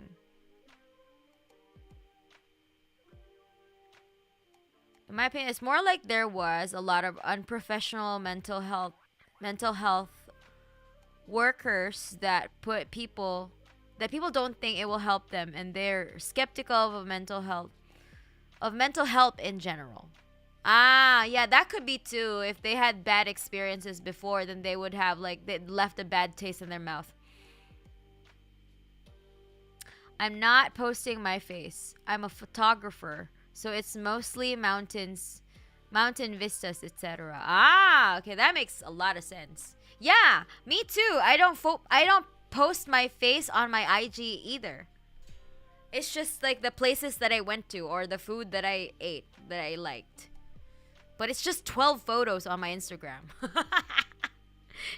The most curated yeah, because like I don't want people to, I don't want to update, like I don't want to post everything about my life, you know? Like I already am like online as a VTuber. Like I don't want to do that in my personal life. Like please, I want some sort of privacy here. Like sometimes I just want to keep my thoughts to myself. You know what I mean? Or like something significant in my life to myself. I need that. I need it. It's a need for me as someone who has to be an online person. Because it's within the territory of what I do, right? I have to be online more than I need to, more than more than I want, actually. But you gotta network, you know? You also have to, like, promote your shit. Because unfortunately, everything is about the algorithm now, you know?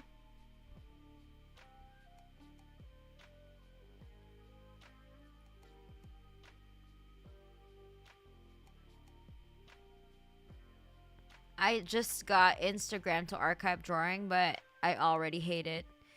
Well, just don't look at really, like... You can at least filter a lot from Instagram, at least.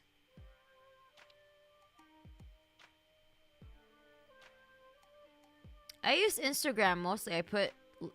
I put some landscape things and other random things, but my last pic with me is like 2 years old, and my profile pic is almost 5 years old. Okay. I mean, that's fair. The last time I took a selfie, I don't know. I don't remember. Maybe a month ago, I think. Yeah. Sometimes though, when I'm feeling myself, I do take selfies, but I don't know. Like when I remember to take selfies, but like sometimes I forget. Like, oh yeah, I wanted to take a selfie today, but like now I'm tired. I don't want to do it. And to be attacked is a pamphlet by Mao. Ah, okay. I haven't read that, to be honest. In Russia, here you will be shamed for visiting a specialist. Yeah, that's such a shame, because you don't need to be in a mental health crisis to go on therapy. That's the problem. People have this stigma about seeking help.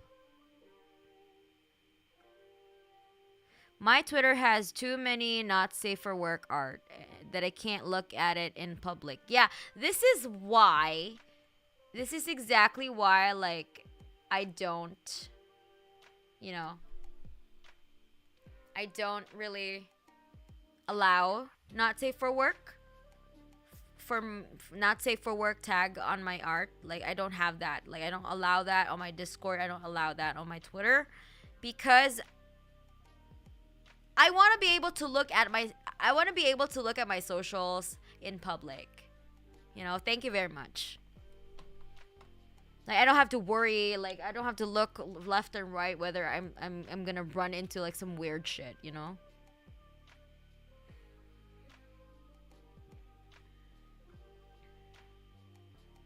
Morning, I see I'm just in time for a mental health stream.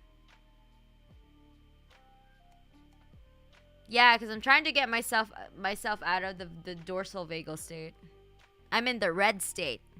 I'm trying to get back to the green state. Life sounding like the Truman Show. Yeah, right? Right? It's so fucked up when life imitates art.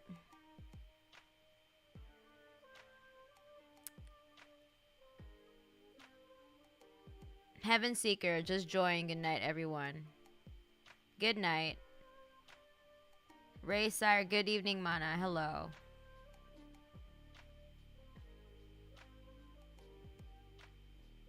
Fidel Jock, good morning. Being online, bruh, it's such a hassle and I hate it. But yeah, I have to do it. Yeah, exactly, right? Exactly. Instagram is just not for me. Seeing everyone really happy give you this pressure to also be stylish and happy. I mean, you could curate your, like, feed, actually. Like, you could actually, like, if you don't want to see that, then, you know. My feed is full of cats and, like, goth girls. And goth shit. That's it. And, like, some updates about, you know, my IRL friends. And, like, I don't really, when I see them happy, I'm happy for them, you know. I don't feel the pressure to, like, do something for my life to be just like them, because I'm at a different stage in my life. They're at a different stage in my life. There is really no reason to compare. Comparison is the thief of joy, you know. I want to have offline at least a week or so, just being by myself. But in the same time, after being online for so long, you can't just escape it. Yeah, it's a dangerous thing being a VTuber, you know. Like, it's not something that you especially now that, like, my channel is growing, my community is growing and stuff like that.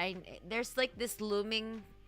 I don't really try to, like, pressure myself because I'm an indie, you know. I don't have to answer to anyone but myself. But there's this thing, like, I sometimes also want to, like, keep the momentum, you know. But I try to strike the balance between keeping the momentum of the growth in my channel, but at the same time not compromising my mental health. So I'm trying to do that. I'm trying to self-regulate as much as I can.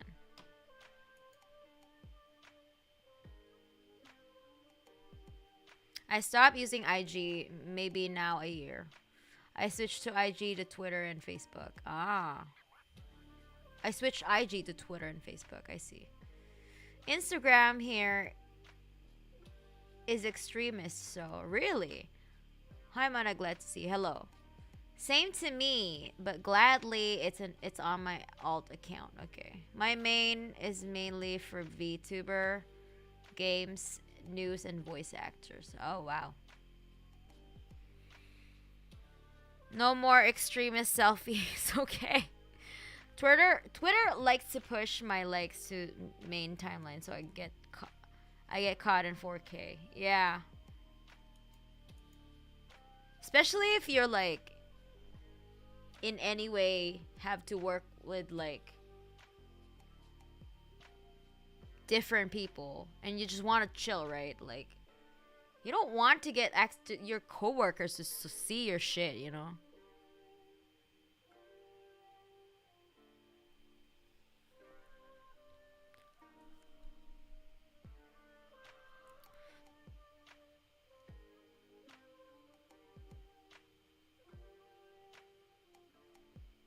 Oh, hello, Ludo. People filter their Instagram content. Oh, true. I do that.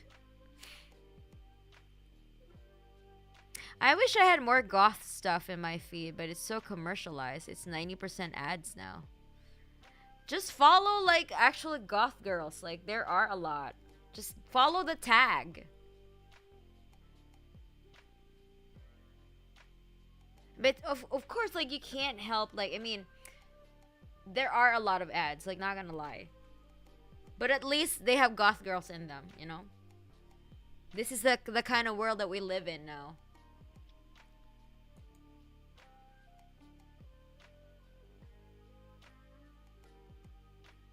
Nowadays, anything can be commercialized. Yeah, that's a thing too.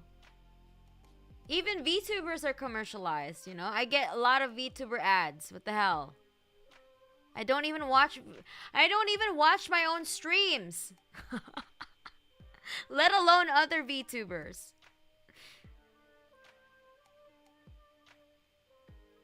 Probably my friends. Like, I did watch Nana's stream.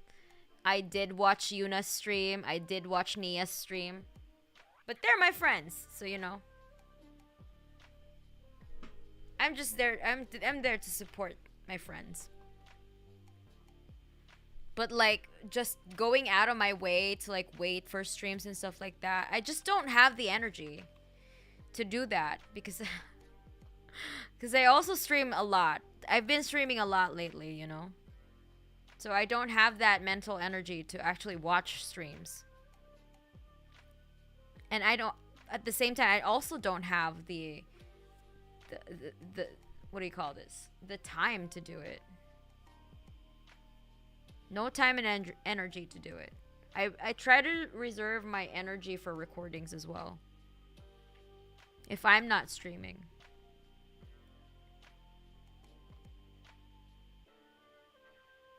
Comparison is a thief of joy. I agree with that so much. Finding that out early on in 9th grade really helped the current me. I'm glad that you were able to do that at such a young age too, Heaven. Not just VTuber, but being personality in general. Yeah. Yeah, that's true. Yeah. That's true. Like, you have, like, the nature of my, like, what I do is very online, you know?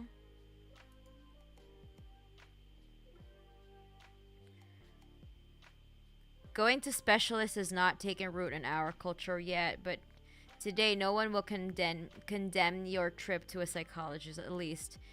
Didn't see any condemnation. I don't know. Yeah, I mean, at least, you know, there's an improvement there for whatever it's worth, right? Mental health is a hella complex. Different symptoms for the same condition, same symptoms for different conditions. Yeah, true. Underdiagnosis, overdiagnosis, and then a thought creeps in, what if it's not real? I mean, you know, the DSM isn't exactly accurate, but like, we're using these diagnoses to help people be able to navigate. It's not supposed to be there to like stigmatize. It's supposed to be there to be used as a tool to help people be able to navigate their situation, right?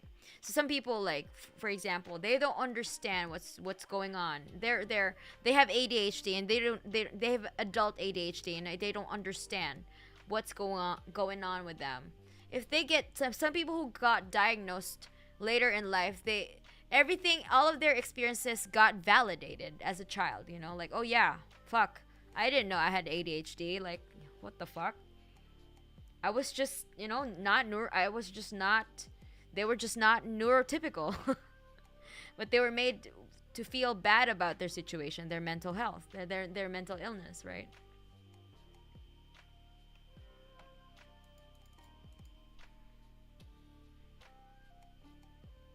So it's not supposed to be here to stigmatize. It's supposed to be a tool to help people. But unfortunately, it's been interpreted like in such a bad light, you know? It's not supposed to be used that way. Like, and also, people self-diagnosing, please, don't do it. Don't do that. See a professional if you can. And try to hold off, like, self-diagnoses.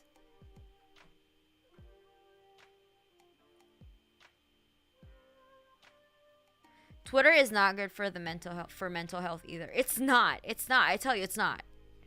I just see shit that angers me a lot, and so I hide them and not react, you know? Just fuck. It's so so anger and like this is just so rage-inducing shit. But like, thankfully, I'm not as reactive as when I was like in my teens, right? Thankfully, I have developed adult coping mechanisms on things that on shit that make me angry, right? So, but still, it aggravates you. It's fucking aggravating, you know? Not gonna lie. There's so much shit on Twitter that is so aggravating. It's just, it is what it is. Perhaps talk with people that you trust can get back to green stage, or perhaps do some exercise. I mean, are you talking about me? I am doing that. I've been explaining myself that I'm trying to do that. Through this, I've talked to my friends. And I'm just trying to self-regulate. This is a practice. This is a personal practice for me. Like sometimes when people are not around you, when your social support is not there, you have to be able to learn how to self-soothe, you know? You can't just put all your eggs in one basket, is what I'm trying to say. You have to have like if your immediate social support is not there at the moment, you need to have a plan B, plan C, plan D. So, you know, try to do something to get you out of that state. Whatever like in whether you are in fight, flight, or freeze mode. But that only applies to people who are neurotypical like me, right? Like I said, I'm relatively well adjusted. I can deal with my emotions in healthier ways, right? I'm not doing any self-destructive behaviors and stuff like that. I'm just being, you know, human. And I kind of just want to share, you know, my experience. For what it's worth. I mean, if somebody could relate to this and they're struggling to get help, and watching me would somehow give them the courage to get help, then I would be more than happy to contribute to that person's life, you know. Like I tried to like turn every negative experience into a learning experience, because that was like a terrible, I'm not gonna lie, it was a really terrible interaction. But I want to turn it around and make it into like a learning, like an educational thing, you know.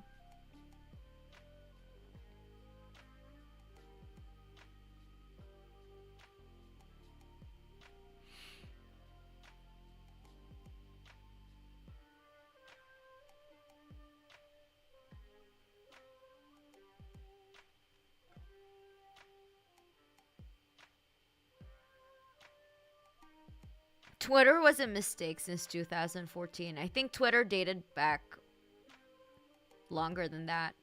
Probably best for my mental health to get up now. Yeah, you should definitely get your day started. If I weren't online, hi Manahaicha, hello Novar Right. How would I sim to all these VTube girls? Please just don't. Yeah, it's true. People treat mental health like it doesn't exist in my country. I remember a talk and my friend said, here's how we deal with mental health. Just forget about it. Yeah.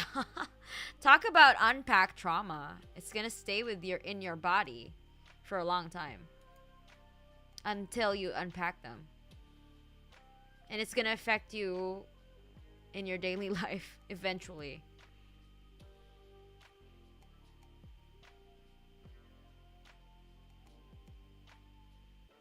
I'm about to out myself as old as dirt, but I remember using AOL chat rooms, and then MySpace came out. Man, what a change in the scenery. Yeah. Everything has a price to capitalize now. Yeah, exactly. Sometimes people just born and treat others like they don't give a shit.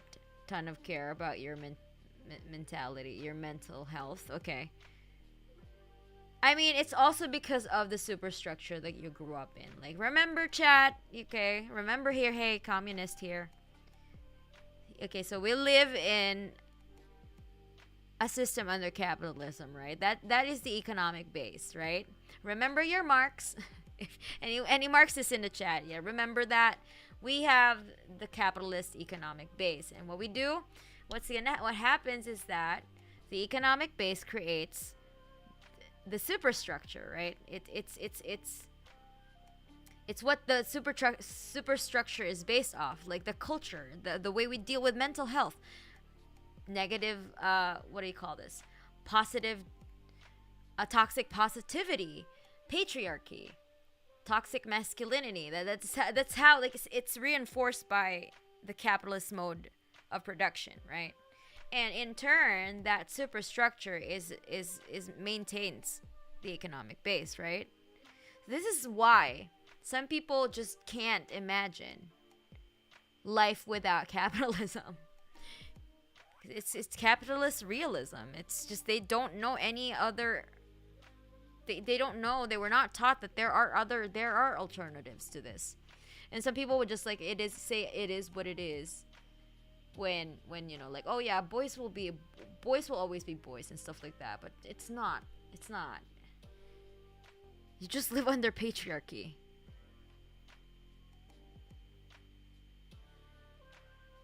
I used to have a loaded IG, but since it was taken down, I only now use it for cats and art stuff. Same with Twitter. It's nice to be updated with the people I follow, but that's it. Yeah, definitely, you know. That's what you should do, Rego. That's the best thing that you should do with all of these types of social media. Like, being a VTuber is really tough on the mental health. Yeah, I intend to like clean up my homepage. I will hide a lot of shit that aggravates me, you know. That's self-care. Same, if I spent all of my time on watching streams, I'd be super burnt out and have no time for what's important. Exactly. That's why I tell everyone to touch grass, right? You can't be online all the time. Even like full-time Twitch streamers would tell you, right? Like, to go fucking outside, right? Oh, there's a thought. Do artists listen to their own stuff in the gym? Probably not. Would be hella distracting, which sucks because mana is motivating. You mean me? Like, me listening to my own music? Yeah, I don't listen to my own music. Unless, like, I need to, like... Before I release, like, a song, right? I listen to it a lot to find like what needs to be improved or whatever for further improvement. But I don't really listen to my own music for enjoyment. I don't know. It's weird. I just don't do it. I don't know, but I'm proud. Like, it's not because I'm not proud of what I do. It's just like I'm burned out. I already listened to this a lot. Why would I listen to this after? It's already released, right? So I don't have to think about it anymore, right? Like, I've done my part in listening to my own songs. Now it's your turn, right? It's just like that. Maybe someday I'm gonna be able to listen to my own songs out of just to enjoy it, right? But right now that's not where I'm at. Okay? Don't force me to listen to my own songs, please. I agree. Empathy is a thing that society should cultivate. But yeah, I mean, we incentivize psychopaths, you know? Look at Jeff Bezos. He's like the richest asshole in the world. Or is it Bill Gates? I don't know. Whichever. But billionaires exist. Because we incentivize psychopathic behavior. Sigma Grind said, don't have time to watch VTuber streams. Become VTuber. Refuse to elaborate stream. I mean, yeah. That's me. Not gonna lie. I have no experience about gym, but as an artist myself, yeah, sometimes like that. Logically, watching stream should be relaxing, but instead it saps away energy. Yeah, it really depends on the kind of streams that you're watching, though. There are some streams that are relaxing. Probably not mine. I don't belong in that category. I don't know. But questions now lies to each people to describe what is empathy and sympathy in their own language and medical language. Exactly. You'll see the difference. Yeah, you have a point there, Ray. The pendulum will eventually swing our way. I'm positive, yeah. I hope so too. Keep in mind that things in the body can also affect mental health. Thyroid working too slow, mental health issues. Thyroid working too fast, mental health issues. Too much of a certain drug. And yeah, exactly. Like, you have to like take care of your body, like physical body, so that you can, you know, you can take care of your own mental health. So when something's off, don't ignore it. Don't ignore your guts.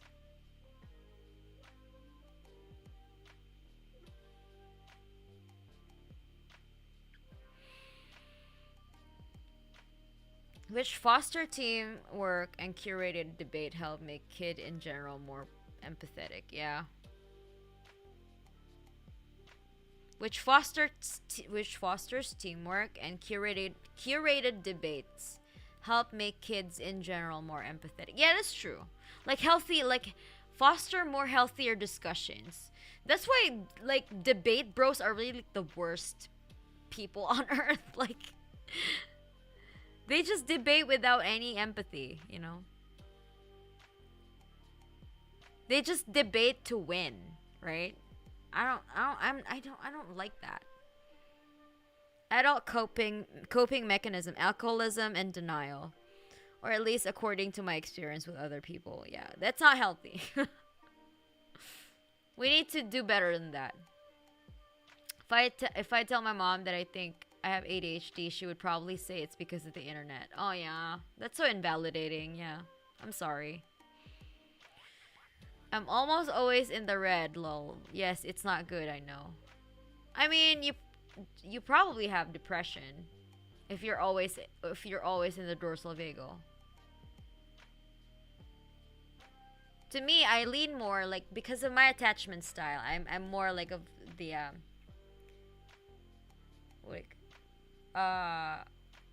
what we would say avoidant, dismissive avoidant. So I'm not very. I don't want to like when, for example, like when I'm dealing with that angry person, right? With the person with the anger issues, I don't fight.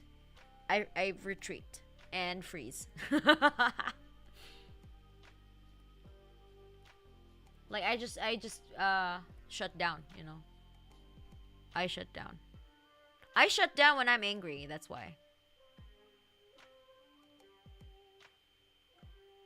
And it's okay though, like amplifier headache.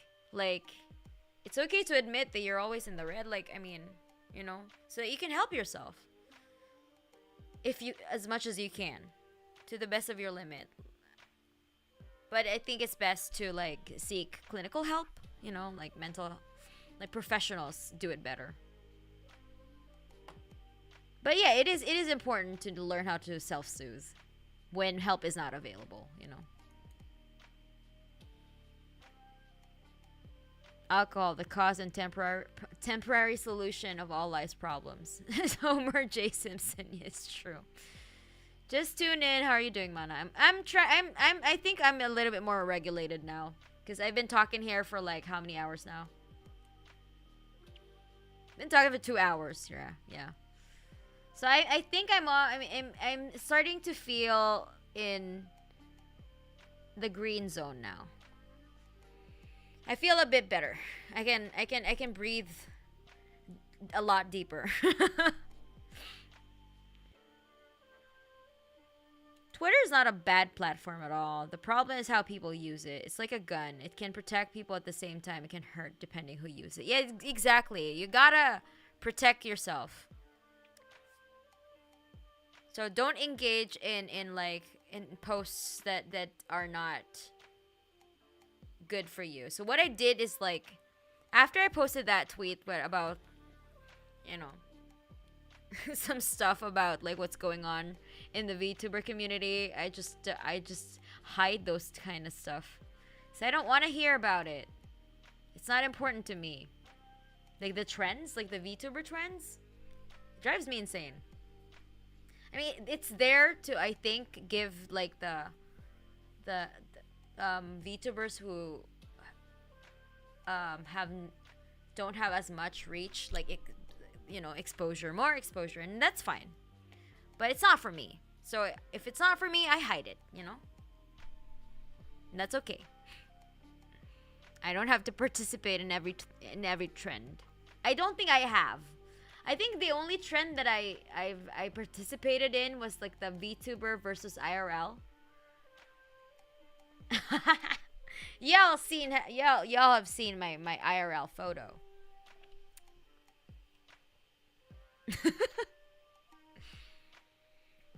By the way, Twitter here is banned also. Oh, you mean in Russia? Yeah, I know. I have absolutely awful anxiety. I've been making efforts to get help, and it can be very hard to talk about stuff like obsessive, intrusive thoughts, freezing up and stuff. Yeah, I get you. Pie guy.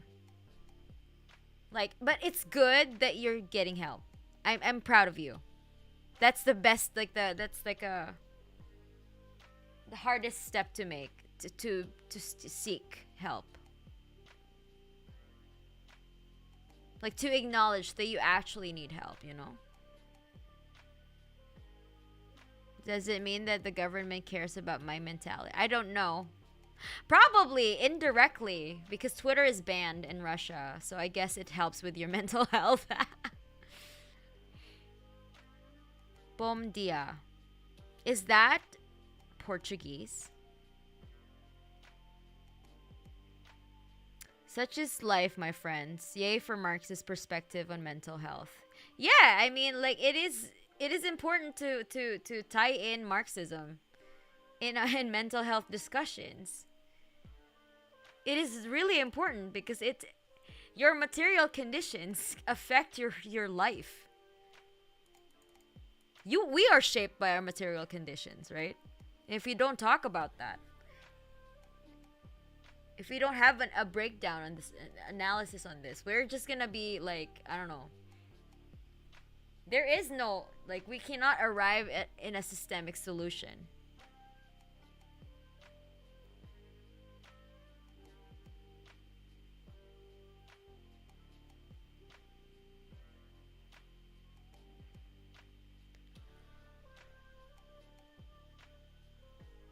I can't use my card to pay mana for existing.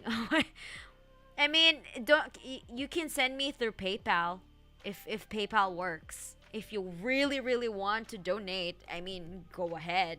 But absolutely you don't need to do that. I appreciate the thought though. Just live under patriarchy. Spits my water on my monitor. What? That's the best question. My government is, I can't tell they fully care or not care. I'm just having fun on my government, okay? Having depression myself, I used to be shamed by friends the instant I brought it up. Now I say, fuck it. I will not partake on this stigmatization and filter a lot of them. Yes, that's the best thing you could do for yourself. Yay! I'm so proud of you, Yami. Get rid of those people. Get better friends. They were not friends. Do most song artists listen to their own music, period? Since people hate their own voice, and even if it's just instrumental, you've probably heard it hundreds of times. No, Kanye West listens to his own voice. He listens to his own music. Kanye. Yeah. I just play your cover of Inca Impulse and I'll be jolly and right as day. Your songs do wonders, Mana. Thank you so much, Metamorphlinger. I mean, I do appreciate everyone telling me that like my songs get them through the week, like through the work week, and I do see that in my charts. Like, I do see that in the stats, you know, because especially on Mondays, I have the highest plays. I have the highest streams in the week, and then eventually it dwindles down to. I think it peaks on a Friday and then it dwindles, like it descends to like a little bit on Saturdays and Sundays. But when it's Monday again, it's back to like high streams. Like on my Spotify at least, you know. I do believe that what people are telling me, cuz I can see it through my stats. It's themselves. I have the highest place on weekends and the lowest place on I have the highest place on weekdays. I have the lowest place on weekends. It's a trend. I've seen it many times. I've observed it, and I can definitely back it up with data. And I believe you. I believe the people who tell me that they've been listening to me to get through work. And I'm grateful that I'm part of your day, you know? Like it's really, I don't know, it feels weird that people tell me that I'm part of their day. Like, because they listen to me, like I'm part of their routine. And that's like, I feel so grateful to be able to do this, you know? To be able to affect people directly or indirectly. And I don't know, like make the day better for them at least. With whatever capacity that I have in my what little platform I have, you know. I'm just glad to be able to do this and spread positivity in whatever way that I could through my music, especially through my music. Like this is what I do, and I'm glad that y'all can. Especially some people, like they tell me like they can relate so much with dissociation. I feel really like honored that I'm able to like my songs were able to get them through something, like the like tough situations in their lives, and I really appreciate those comments, you know. It gives me the more motivation to like keep on doing what I do. It's really nice. And thank you for supporting me in what I do.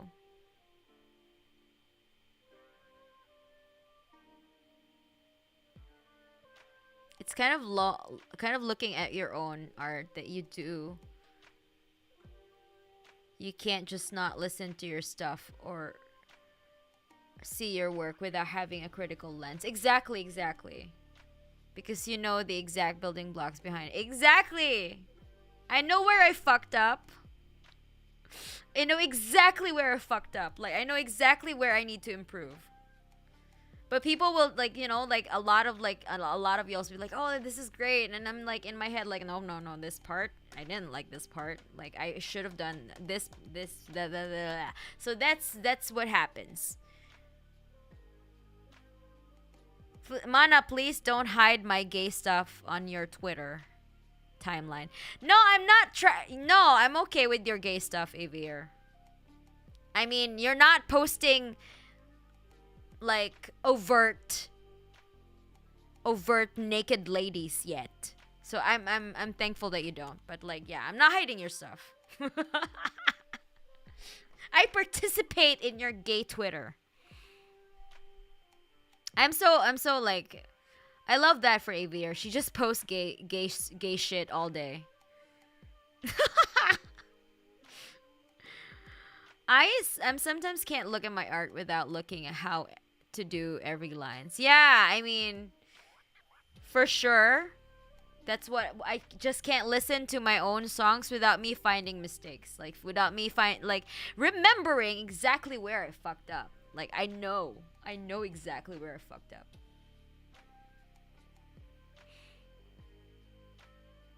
The one day that you can't enjoy seeing your work is when you somehow forget like most of the process and just focus on your work as a complete result. Yeah, exactly. I can relate. This is so relatable. Yeah, I do feel that. Sometimes looking at my old art around 2017, find myself either proud of it or cringe. Yeah, that me too. I listened to my voice like a year ago and I was like, this is cringe. What the fuck?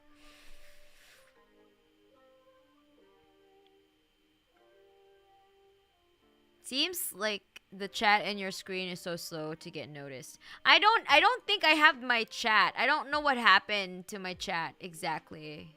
To be honest, I don't know.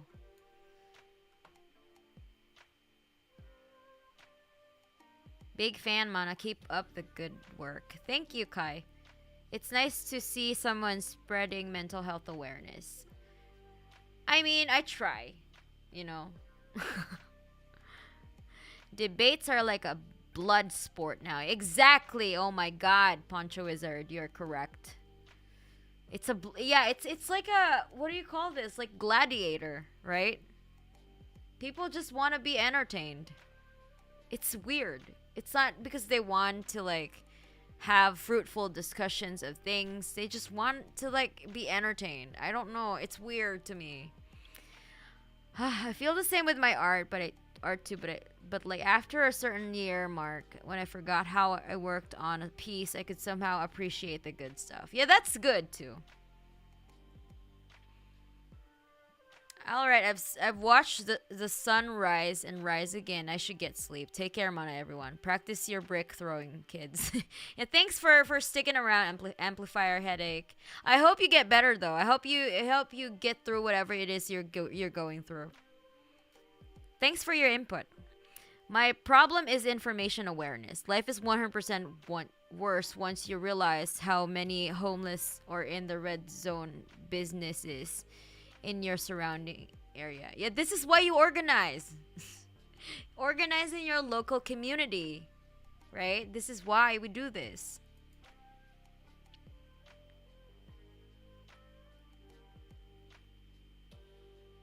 Usually and in the red, but recently I've been able to have some moments in the green, working towards making that my normal. That's good. That's really good, Evelyn.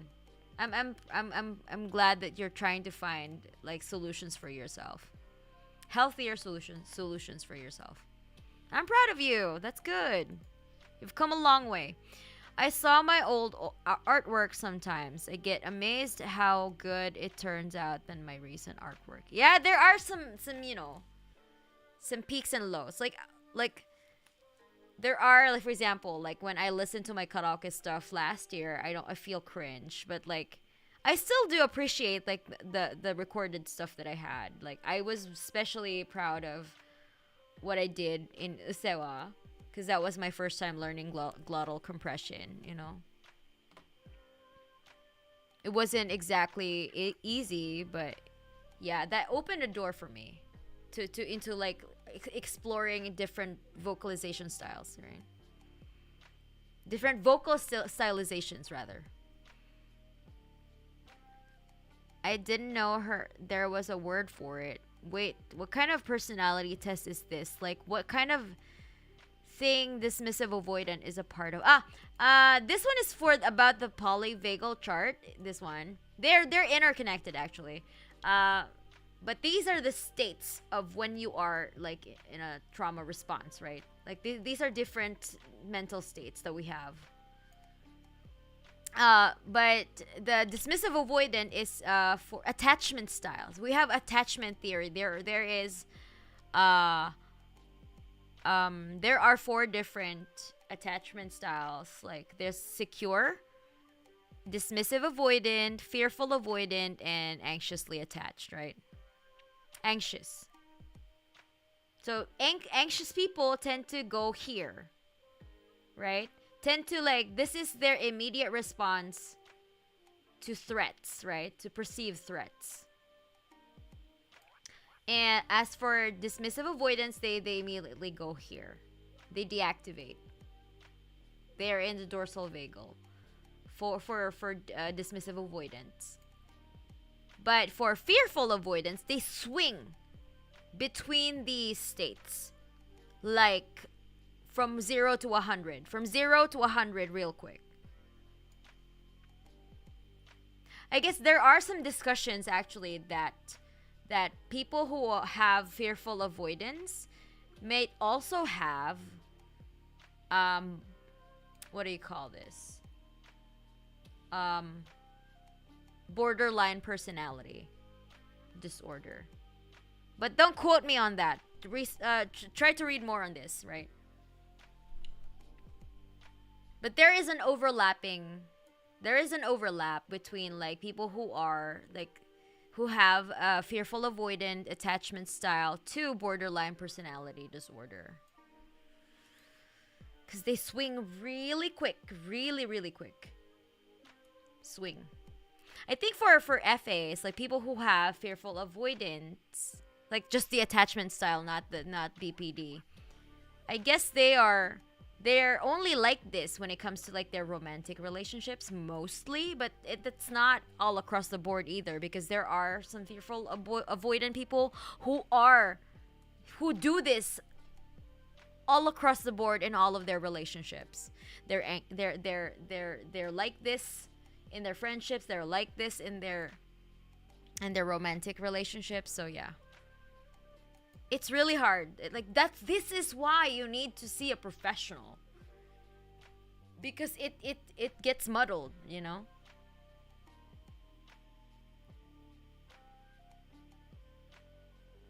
One of your covers was recommended to me on Spotify and I loved it all. Any more music in the future? Yeah. I mean, Queen is good. You can pre-save Queen if you want to listen to Queen on Spotify. It's already I've already uploaded it on DistroKid, and it's gonna be released maybe 2 weeks from now or a week from now, depends. But yeah, you can listen if you want to listen to Queen on Spotify, you can soon.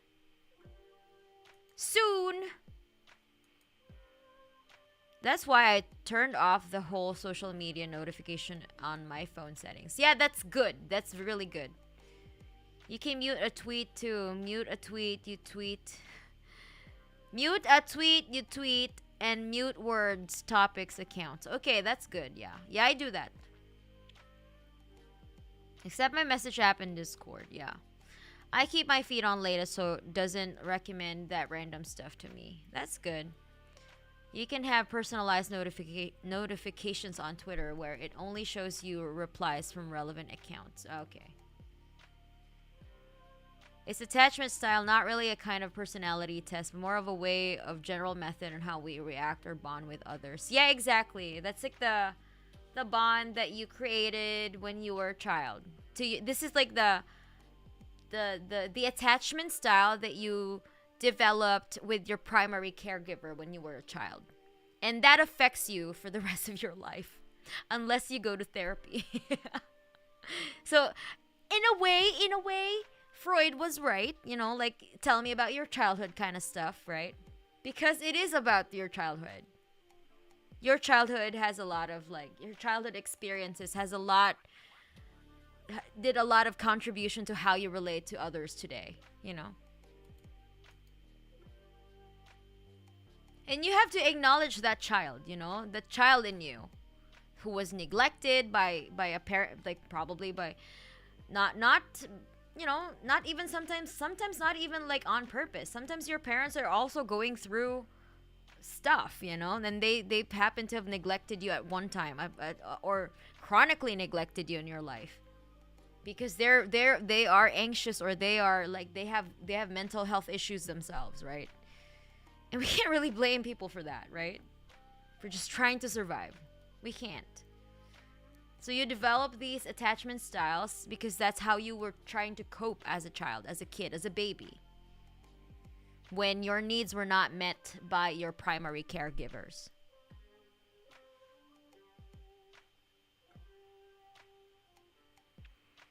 By the way, I never know your IRL face. Even if I know your IRL face, I don't care much. Yeah, it's a potato.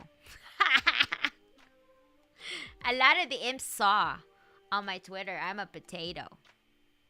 I've learned how to self-soothe too much. I rely on a lot of a lot. I rely on it a lot instead of telling people if I don't feel good. Is that? Yeah, that's hyper independence. That's also not good. If you're hyper independent, you would risk yourself on being stuck in the dorsal vagal, like me. I'm hyper independent. So that's why sometimes I just try to keep everything to myself. That's why last year when I was dealing with that shit, you know that shit that I dealt with last year. That's why I went through that alone by myself in silence. I suffered in silence for a long time because of my hyper independence. That's not good. I had to go to therapy for 6 months for that shit. Don't do what I did, okay? Don't do this shit. It's you have to like voice it out sometimes for your own good. Don't try to do everything by yourself. Don't be like me. Don't be hyper independent. So this is why like this is what I'm trying to fix about myself, that I want to like be able to depend on others, you know? So this is why I try to like actually organizing helped me do that, right? Cuz you have to depend on your comrades. You have to learn how to depend on your comrades, because literally sometimes your life is on the line, right? Like who would you have to trust the people you're organizing with, because sometimes it's gonna be you're gonna be put in a life or the death situation, like really risky situations. You're gonna have to be able to trust your comrades, you know. This is why I'm trying to fix, not to be not to be hyper independent. It's good to be independent. Don't get me wrong, but it's not good when you're trying to do everything by yourself, and it's not good when you're suffering in silence because of that. You know, don't suffer in silence. Oh my God, don't do what I did.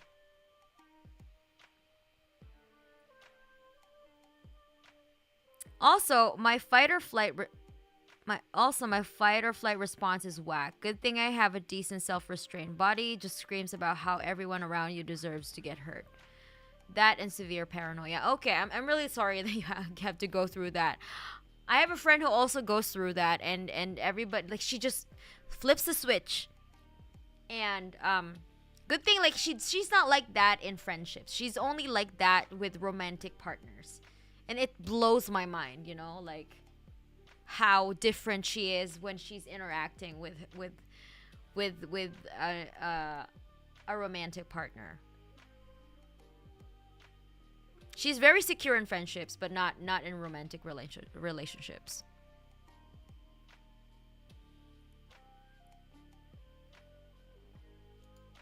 It's too much for you and your limit. It ain't good for your health. If you want to try and find your own, you could take an online one. Most of the people who can't keep a stable relationship tend to not have secure or stable attachment style. And also, like, it's not like a set in stone thing, okay? Like, you can become secure. Like, don't be like, oh yeah, this is gonna be me forever. No.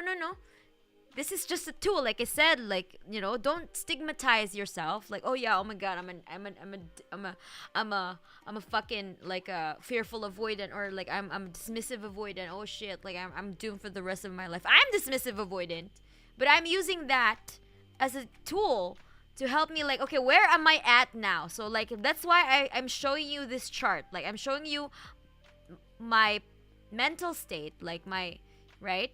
I showed you, like, okay, this is what I'm at. So I'm trying to get out of there, right? I'm trying to get from here to here, right? So right now I'm here. I'm here now. Thankfully I'm here now. So yeah, but it comes and goes. So sometimes, like, when you haven't processed it enough, it will come back. You will go back here. You will go back here, right? And it's okay. You just keep on processing it until it's out of your system, right? Until this one is more like you're back to your neutral state and you don't get flashbacks as much, right? You don't feel any lingering shit. Because you know that you've processed that already. That's when you know that you've processed that already, right? And you're right, Heaven Seeker. I'm glad that you're also well versed in this. Like, thank you for answering the chat for me.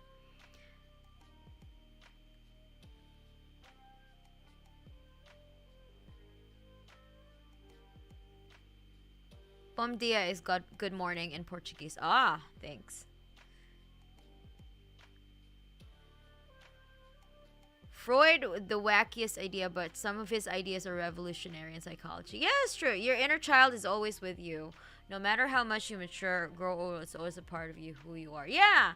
Sometimes it's just that child. Like, it's just, sometimes that, like, you know, like when we're adults, you know, we're supposed to be the big, like, oh, responsible, whatever. But sometimes that child just needs acknowledgement. Give your inner child a hug sometimes, you know? When you're being too hard on yourself, that's when you're really like being hard on your inner child. Cuz that's your most vulnerable part. Your inner child is the most vulnerable.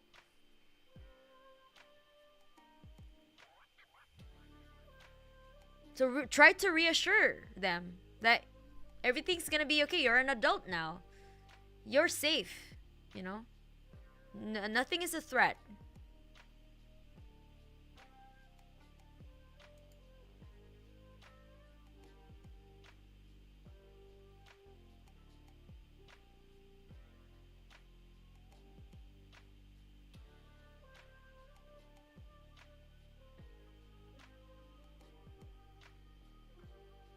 Can confirm I'm one of the people who tunes in during work and during workout. Thank you, Lulu. I have your album in my Spotify, and let me just say, going over 120 kilometers per hour on my bike with not photogenic blasting in my ears is always amazing. Be careful though, if you're on the road, if you're on your bike, just be careful. Key comrades, gotta go now. Take care. K-comrades. Okay. That's what you want. Thanks for the company and the wise thoughts. Thanks, Danny. Have a good day. That one song is special for me. Which one song? Dissociation, Fato? You are your own worst critic. I'm glad you asked. I'm a Luna stan. That's an edit of one of their teasers. Okay. We have some K-pop people here. That's dope. I don't know, man. I just get this feeling I might be bothering people about what I feel. But yes, there are times where I do vent out whenever it gets too much. Yeah, but yeah, don't try to carry it by yourself, you know. I always keep to myself every time. It's not... Yeah, me too, actually. I have the same problem. But I'm trying to get out now, right? I'm trying to reach out more to, like, VTubers. I'm trying to interact more. Make new friends, stuff like that. But, you know, like, it's just hard to do that in an online space because you don't have, like... It's different from real life. Like, it's in real life, it's easier to gauge people because you can see their body language and you can it's like it's a totally different type of communication, right? I'm more comfortable in making friends in real life than online because I just don't know, like, who to trust online. Like, it's a little bit I mean, I do like, I've established some friends, right? I've made some friends on, like, in the VTuber space, but, like, it's harder for me to expand more, like, to make more friends because of this reason, you know. I just want to, like, kind of be on the to err on the side of caution, you know what I mean? Making breakfast. Anybody want a knuckle sandwich? Okay. What matter is the journey and not the destination. When it comes to art, it's better to fail and experiment as it helps the future. Exactly. I try to experiment different vocal styles as well. These days I'm mostly welding figurines, so it's pretty hard and to undo anything anyway. Yeah, right? Just take it as it is. Take the L. We just need to learn how to take the L, you know?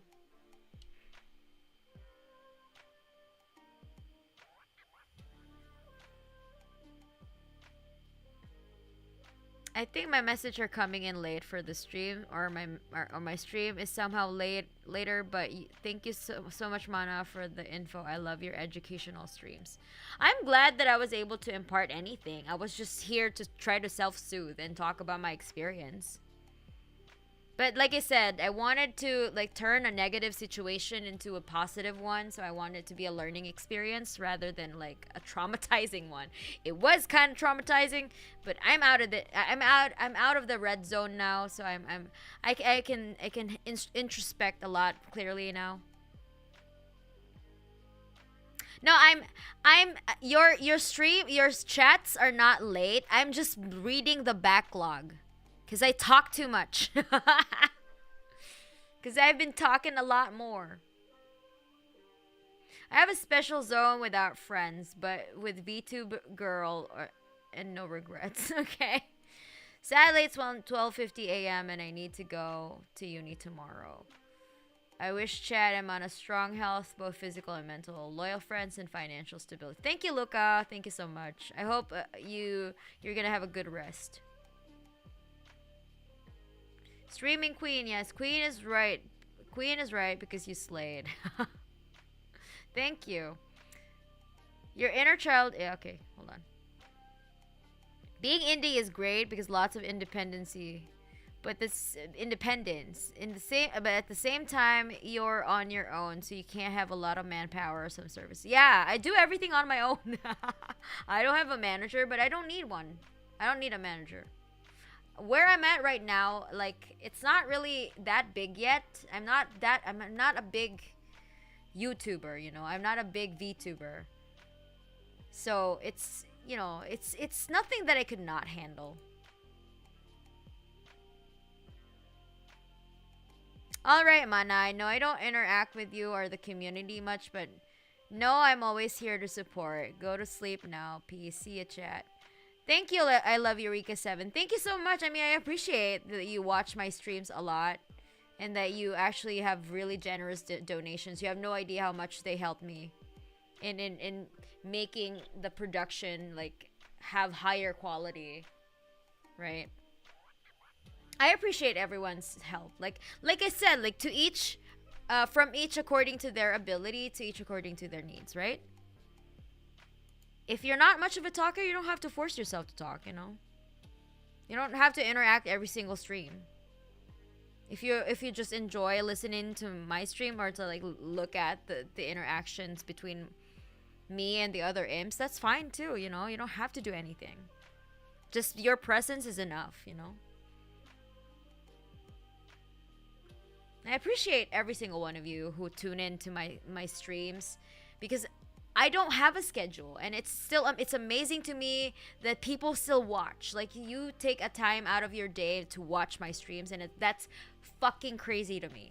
It's insane how, like, I can just like stream anytime and I still have people to watch me. Even though it's just like 5 people, I don't care. I still appreciate 5 of you. Even if 5 people show up, like, I don't. If one person shows up, I'm grateful for that, you know.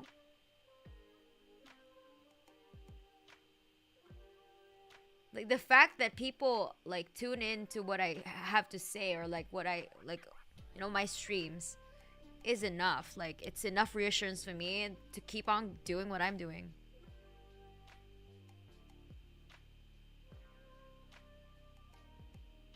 I'm awake for work. I cooked up breakfast. I finally caught up, finally. I can't sleep just listening. Being an indie VTuber, what new skill did you learn when you came into this role? I learned how to scream better. Like, I learned how to, like, scream properly. Like, I'm still, like, I had really bad habits in screaming, and it was affecting my vocal folds. So now like I have a teacher to teach me how to like what it's supposed to sound like when it's a healthy scream, when it's a proper scream. So now I know where to center myself 90% of the time, because I still have a problem of over projecting, and that takes a lot of work. I mean, I still need a lot more time to be able to not to fix that bad habit, like the over projection thing. But at least now I know how to activate my false chords to isolate it without hurting my vocal folds. So I have to thank Mark for that. My teacher is Mark from Cardavox Academy. So if you're wondering if you want to have a teacher, if you want to have a good teacher, if you want to learn how to scream and want to like willing to pay for a vocal coach, go to Mark from Cardavox Academy. He's the guy that you go to. He's a really good teacher. He's really good at instructing things. Like he will like give you like so much options to be able to work on your vocals. Like he doesn't have like a one method for everyone, like that one size fits all. For he kind of tailors like the steps like that you take. He meets you where you're at, basically. So I took his lessons already knowing how to scream like a little bit, you know. So he just kind of reinforced, and like we just fixed a lot of bad habits, and you know, tried to improve my screams and stuff like that. But even if you're a beginner, he will also you can also like benefit from that. Like especially if you're a beginner, you should have a teacher. Like some people get lucky when they're self-taught, but like I think I advise, especially for screaming, if you also sing, if you're also a singer and you rely on your voice as your singing voice as well, definitely do not bargain.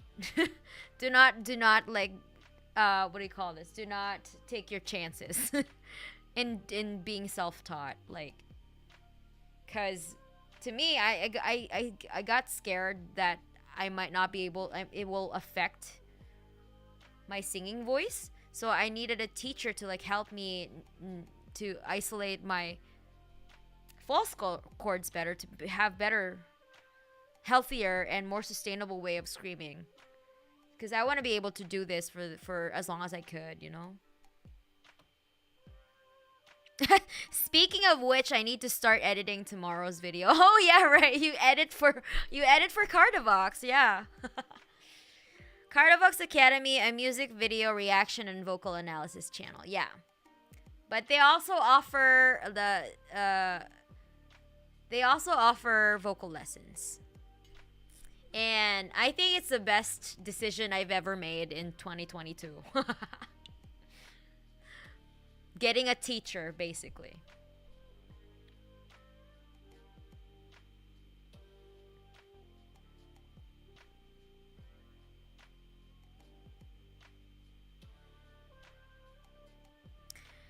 To be fair, you usually stream when I'm at work. You don't have an idea, and you don't have an idea how it makes my shift easier going. I'm glad. I'm so glad that you find it. I don't know why you even watch my streams at work. But I'm glad that I can help you get through work. Thanks, Rago. That feels reassuring. How do you warm up before screams? I do have some warm-ups that I got from my teacher, Mark.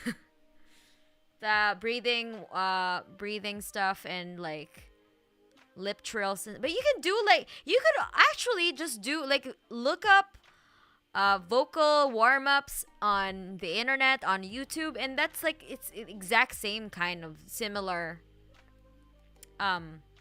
warm-ups that you could do. Oh, it's Rayu. Hello, Rayu. I totally didn't read your name. Hello, Rayu. Welcome to my stream. But yeah, you could actually look up, like, it's just the exact same warm up as you would if you are singing. Just the breathing exercises, lip trills, all the stuff. Like, I forgot what do you call this? Like the ascending and descending your voice. Woo, woo, this doing that. I don't know.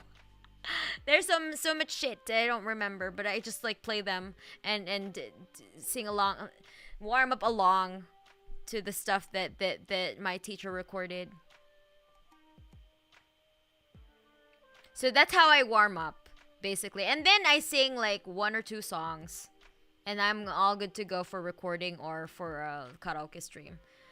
If Mana appears on YouTube, then 1+1 to the pleasantness of the day. Okay, I hope so. Can you be our teacher? No, I cannot teach. This is a skill that is totally different that I cannot do. And I'm not good at this yet. I'm not good at screaming yet that I could teach it. You know what I mean? Go to Mark or any extreme vocalist, any extreme vocal teacher. Yeah. I don't know how to teach screams. I just know how to do it for myself. People arrive at people have different mechanisms, right? We have bass techniques, but to get certain tones, that people have different techniques for that.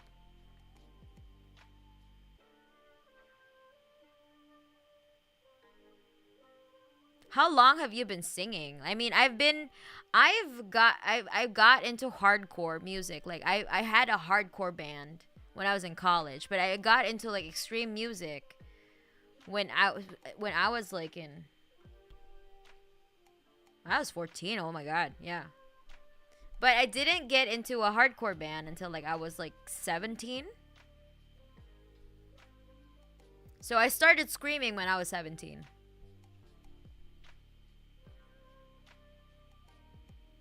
I was quite young when I started.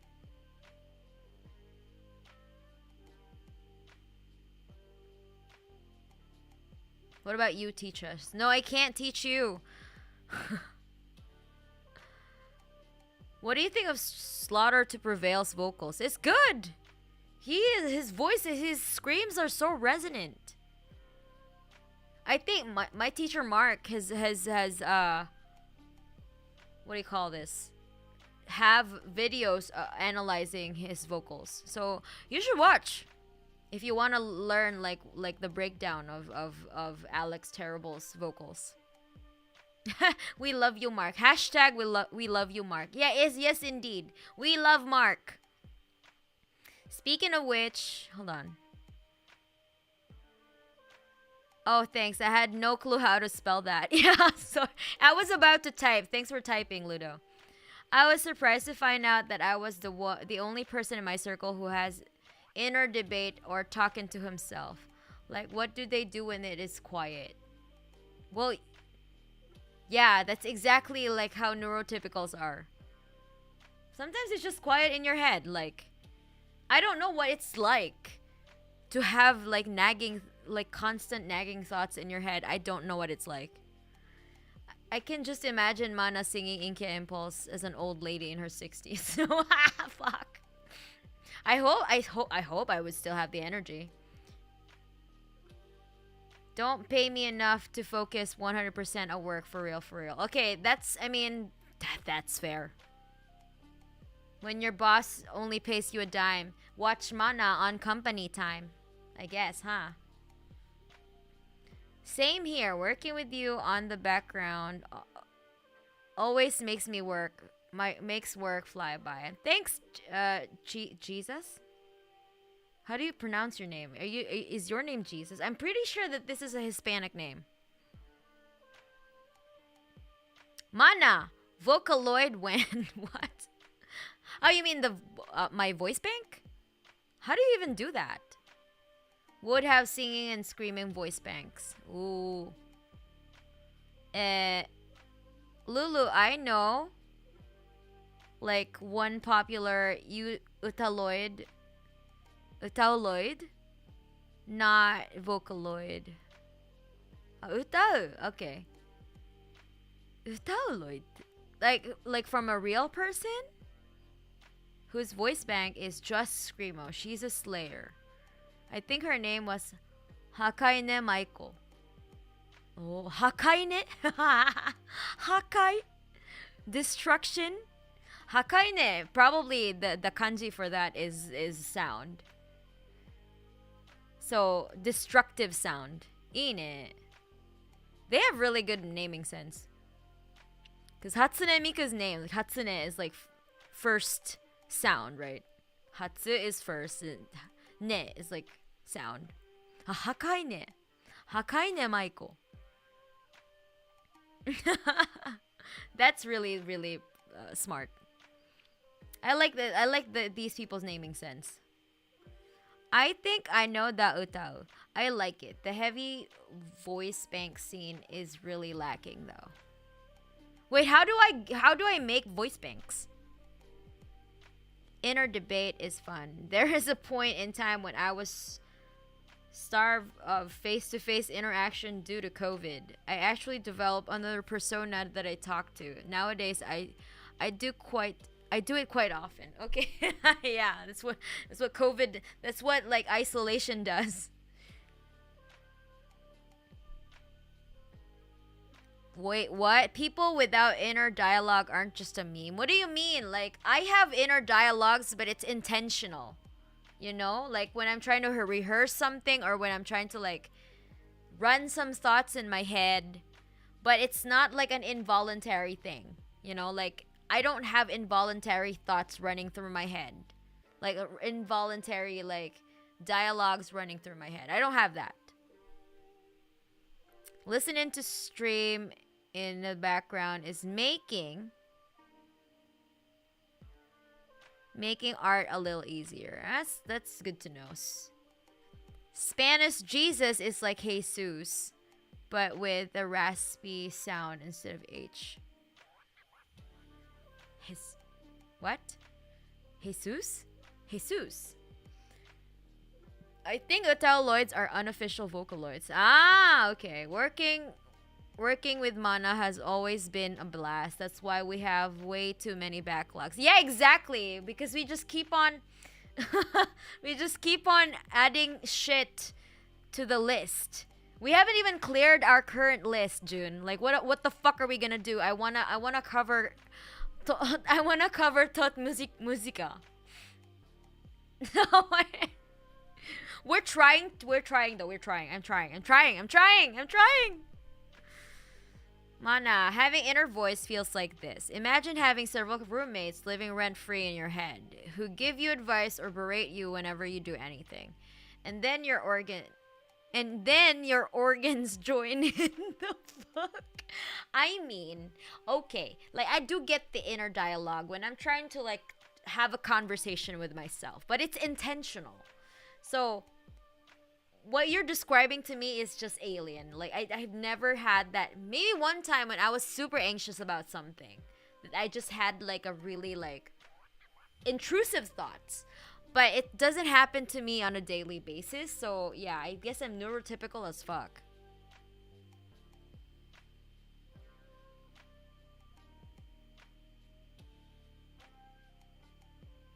What got you into screaming? I got into hardcore. there's a hardcore kid to become in a hardcore band pipeline. if you're in a hardcore scene, or like if you're in a punk / hardcore / metal scene, and you know you have like a little bit of musical sense, you would want to be in a band. You would want to be in a band with your friends. That's how it started. I was in a band with my friends. Eventually, like we disbanded, and then I had like a really long hiatus. So me like learning like singing and screaming last year, like, you know, when I started this one, I recorded I recorded Megitsune and Unravel like in 2020, like in around November, October-ish kind of time. So I started that. Like, I was so rusty as fuck. Like, you can really hear, like, my screams and Megitsune are not good. Like, I just like, what the fuck is this shit, man? And even in Unravel, like, I mean, didn't have any screaming. Like, it was just like, I don't know. I didn't have a range in my vocals, right? Like, I had highs that are unstable highs, and I had, like, unstable mids. So it's just like, it was just like, what the fuck? So now I have a little bit, I'm still trying to, like, stabilize my screams, but it's a little bit more stable than my old screams. Like if you listen to them side by side, like, you can hear a difference. To me, at least to me, I can hear the difference between my screams and Megitsune, Unravel, and Inkya to my screams now.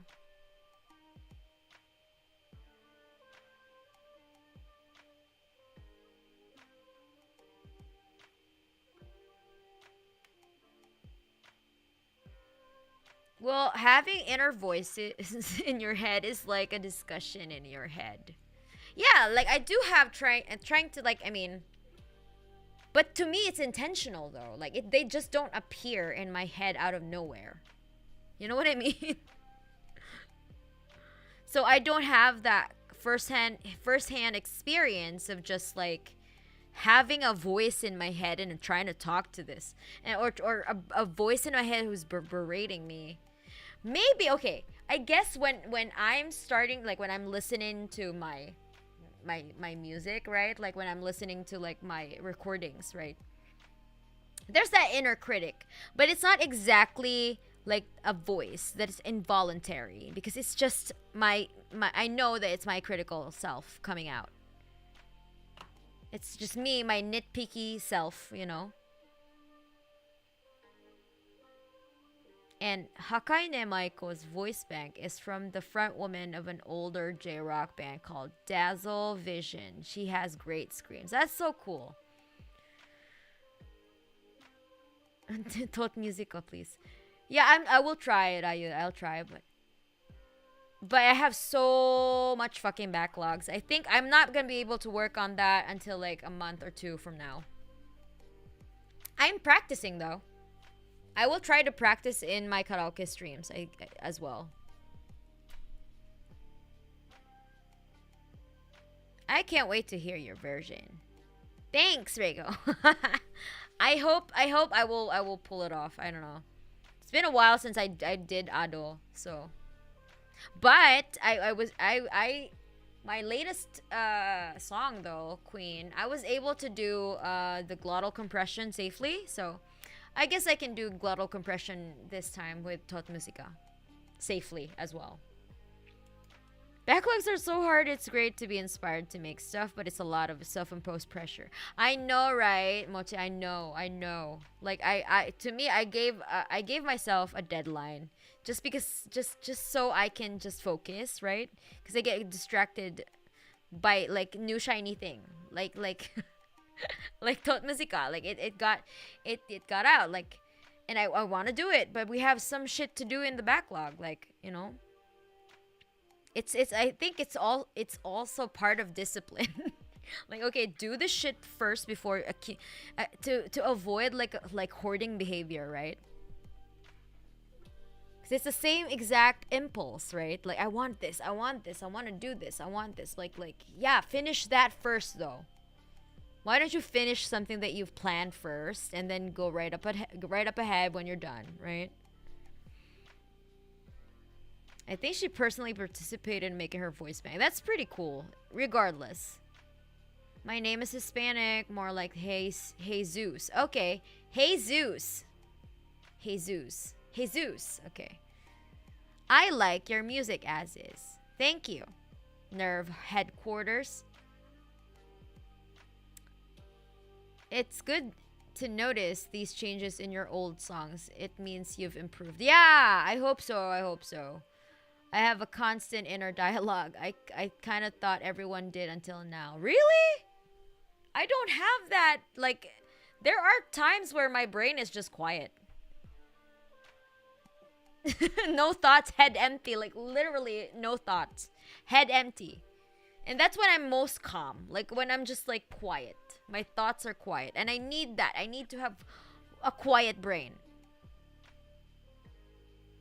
Can introverts change into extroverts? No, like you can become an ambivert, you know. But I think it's more about like introversion and extroversion. It's about like, for example, like people, like your need, right? It's about your need for self connection is more in, if you're introverted, your need for self connection is a lot higher than your need for interpersonal connection. It's mostly about your need. That's why it's like you can't really turn an introvert person into an extrovert, like to a complete 180 degree, because it's just, it depends on your needs, on your personal needs. Like for example, me, I'm introverted and I have a higher need for self connection. I feel a lot more energized if I have more time for myself. So when I decide to like be more social, I would have the energy to do that. I would call myself ambivert at this point in my life, but that's because I learned how to socialize. It's socializing is not my natural like disposition, you know? But I learned how to do it. But my need for like, I'm still an introvert, like in a you know, in a basic sense, that my need for self-connection is higher than my need for interpersonal connection.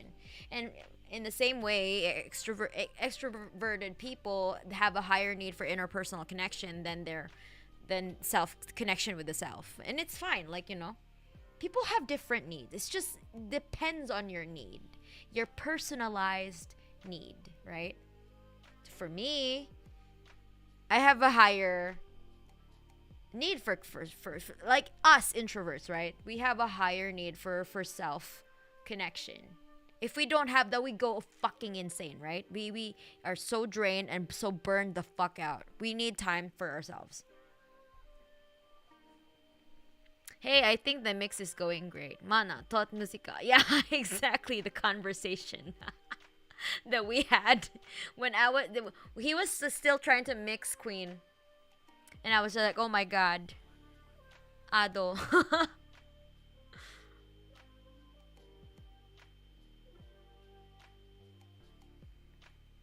By the way, it's really fun to work with June.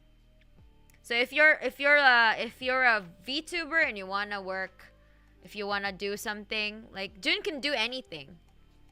If you wanna do pop, hip hop, I don't know, lo-fi shit, you can hit June up, and you know, maybe you can work something together.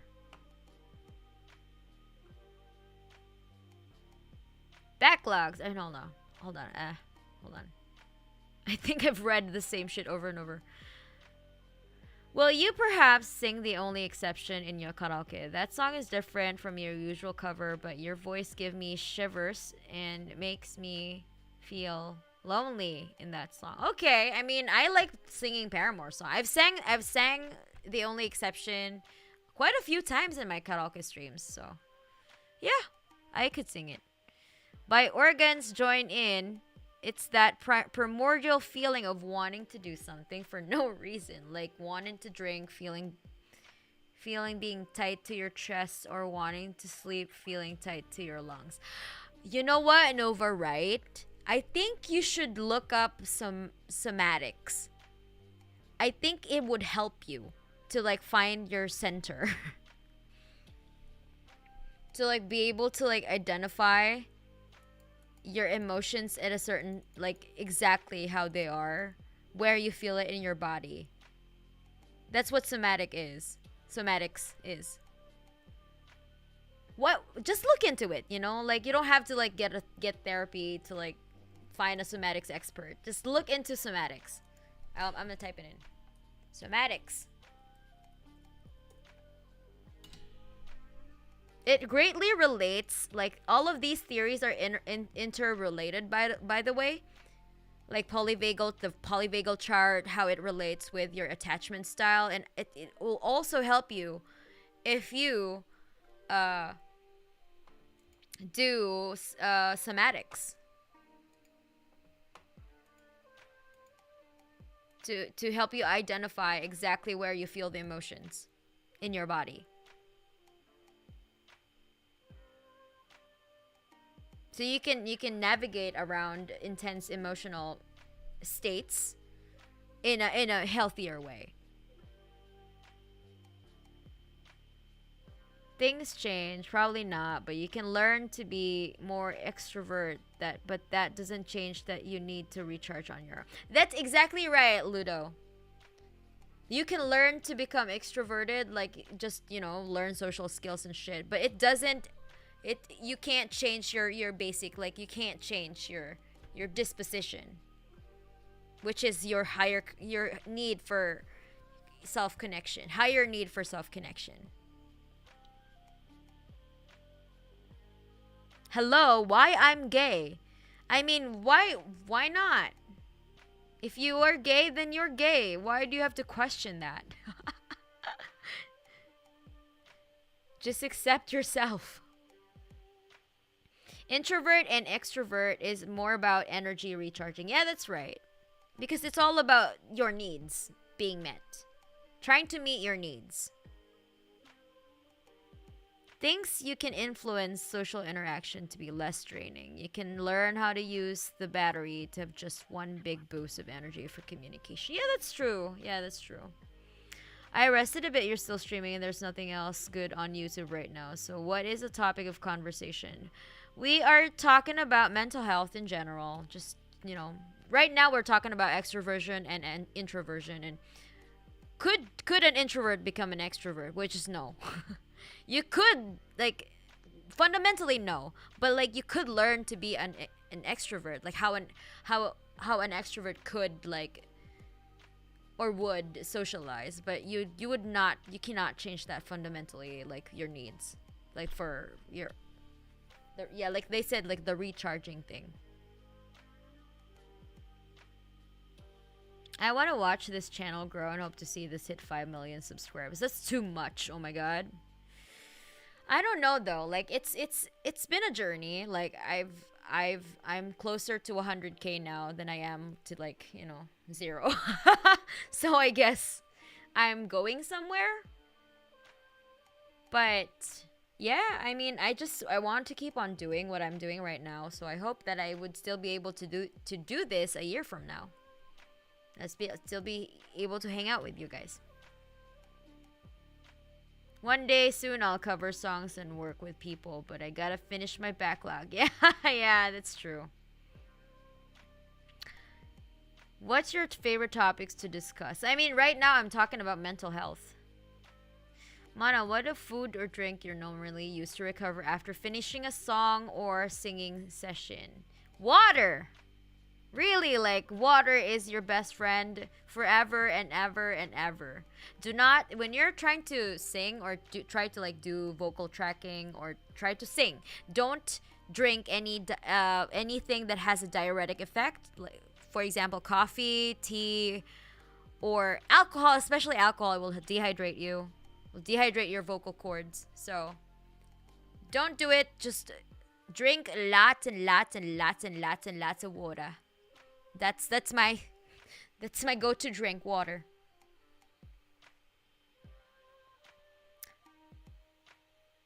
Hey yo, I got plugged. I think Mana just wants me to have more backlogs to make fun of me too. Yeah, because I know you can't say no to them.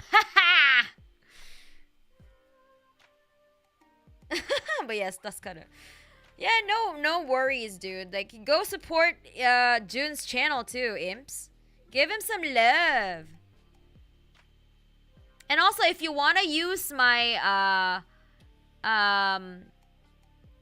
if you want to use the instrumentals for my cover, not photogenic, actually, you can go for your karaoke streams. If you're a VTuber who want to use my instrumentals for your karaoke stream, go to June's channel. He has my instrumentals, give him some views, subscribe, etc., etc. But yeah, he has it, and he will upload the whatchamacallit, Queen's instrumentals as well. A month from now, yeah. So if you want to use my instrumentals, feel free to do so, but don't forget to credit us, okay? And don't upload it on Spotify as your own. We will know.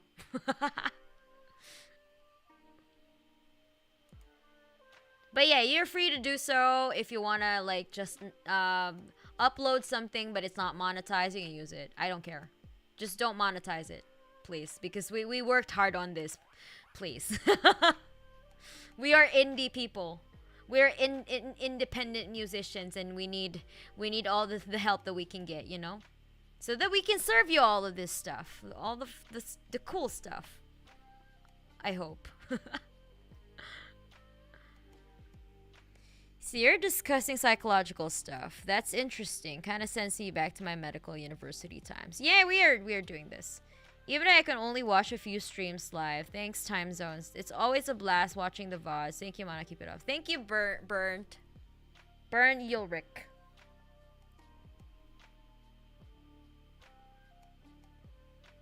Misheard polyvagal as polybagel. And now I'm hungry. I mean, you could eat too. You could have many bagels as you can. As much as you want. Polybagel. Make sure you have peanut butter. So you can't change, but you can copy. Yeah, like you can't fundamentally change your needs as an introvert. You would want to be by yourself. You can't change that. I know I can't. But I learned how to be social. So I could guess that you can call me an ambivert, but I still have a higher need for self-connection. So I can go for weeks without speaking to people. Like, we are just built different, okay? And that's not something you have to pathologize, right? Not everything is a pathology. What the fuck? Sometimes I think I'm being more extrovert, then I see the world burning and I return to my cave. I mean, okay, that's fine, but like, you know, don't be so negative, I guess, about your perception of the world. I mean, there's still some good left. Okay, just think about the good. Think about all the relationships or the good friendships that you missed out on because you did not go out on a certain day, right? The polybagel, a bagel tower that extends to the heavens. I hope so. Robert Carter, 85. I need to go be productive. Thanks, Mana. See ya. See you. I hope you are gonna be productive. As you say. Don't forget to hydrate. Yeah. That's important. Well, people can change, or at least even the biggest introverts can be big extroverts with people they're comfortable with. Saying from my life experience. Yeah, but that's not like extroversion. You're just opening up. But like, you know what I mean, right? Also drink lots of water even if you aren't singing. Yeah, like just get hydrated every day, you know? It's important for you if you talk, just even if you don't talk, like just stay hydrated, people, especially now since it's summer. Oh no, it's officially the end of summer. It's gonna be September tomorrow. Hell yeah. I'm ready for the spooky months.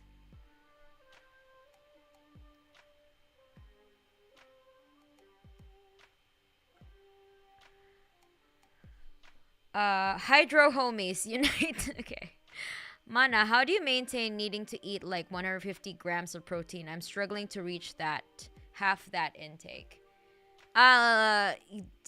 If you are non-vegan, like, I'm pretty sure you're not vegan, but like, eat lean meats, you know, and drink your calories. Especially if you're a dude, yeah, drink your calories. Which means protein shake, you know. Protein bar, protein shake. I don't know about somatics, but I do know that something wrong is around the corner. My spine and skin scream bad premonitions. Yeah, that's the concept of somatics. You identify like what, for example, if you're feeling angry, where do you feel it in your body? Is it the emotion intense on your chest, something like that? Or when you feel scared, where do you feel that anxiety? Is it in your stomach? Something like that. So I'm not good at that yet, but I'm planning to go on therapy just to learn about somatics, you know? Wait, you're saying you don't drink coffee before screaming? That explains why my throat burns after practicing. Yeah, why would you do that? Coffee and vocal tracking and singing do not go together. No. Unless you're like well practiced, or unless on that day you're hydrated as fuck, like a little coffee won't hurt. But I generally, for personal preference, I do not mix caffeinated anything when I'm recording on the day. It just doesn't work for me. It fucks up my voice, and I get frustrated, and I want to do it more, and then it fucks up my voice even more. No. I just don't do it all together. I drink like tea on other days when I'm not tracking though. But that's just my personal preference. But coffee or caffeine, anything like caffeine, any drink with caffeine is a diuretic. It has a diuretic effect rather. It won't dehydrate you to death, but like it will contribute to the dehydration of your vocal folds.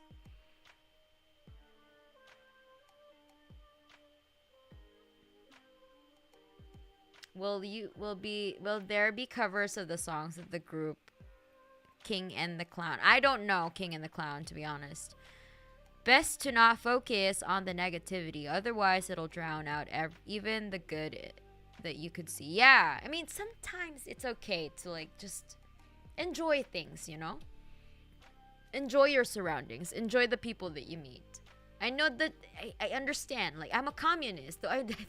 You don't think I don't understand this? What the fuck?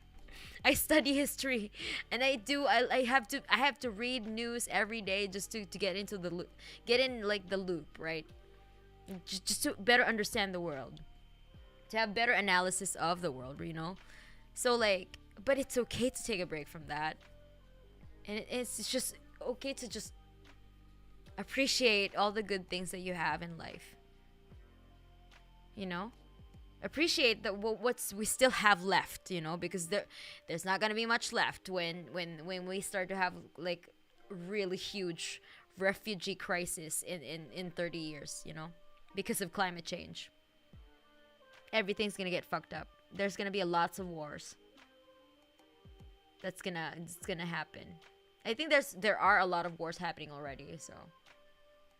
But if we don't do anything about our climate right now, yet it is inevitable. And I'm sad to say that it might lead to our extinction. I don't know.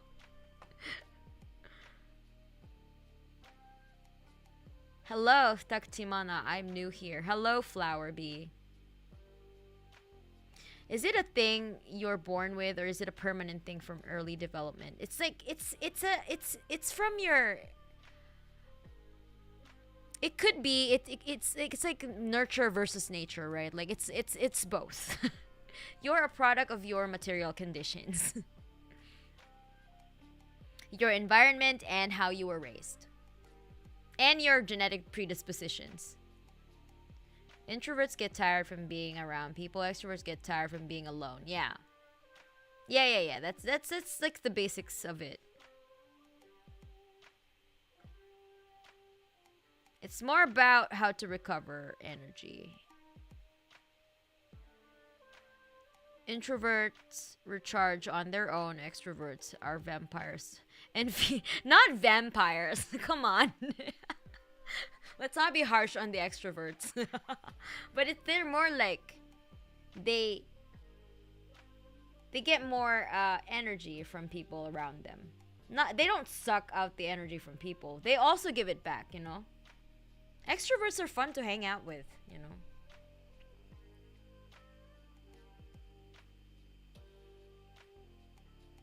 Oh, I feel some kind of gap or tension in my chest when I feel helpless and upset. What's up with that? Yeah. So just like that's where the emotions are most intense for you. I don't really know much about somatics, but that's how you identify. Like that's how you get grounded. That's how you're, because when you're for example, when you're overwhelmed with intense emotions, you don't know what it feels like. You're losing your grip, right? That's another, I think somatics is a form of grounding technique where you identify where it is in your body so you feel grounded with reality, right? You don't get overwhelmed by the intense emotions that you feel. To identify, oh, it's in my chest. I feel it in my chest. So how do you do that? You try to calm yourself down, right? Holding your chest, holding your hand to your chest, and try to breathe slowly in and out, something like that. To like ground yourself, especially if you're an anxious person. Like somatics is really helpful, like a really helpful grounding technique.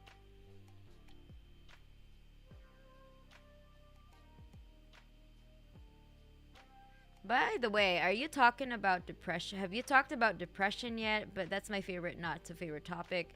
Game advice nobody asked for is what I'm best with. We talked about depression, yeah. A while ago.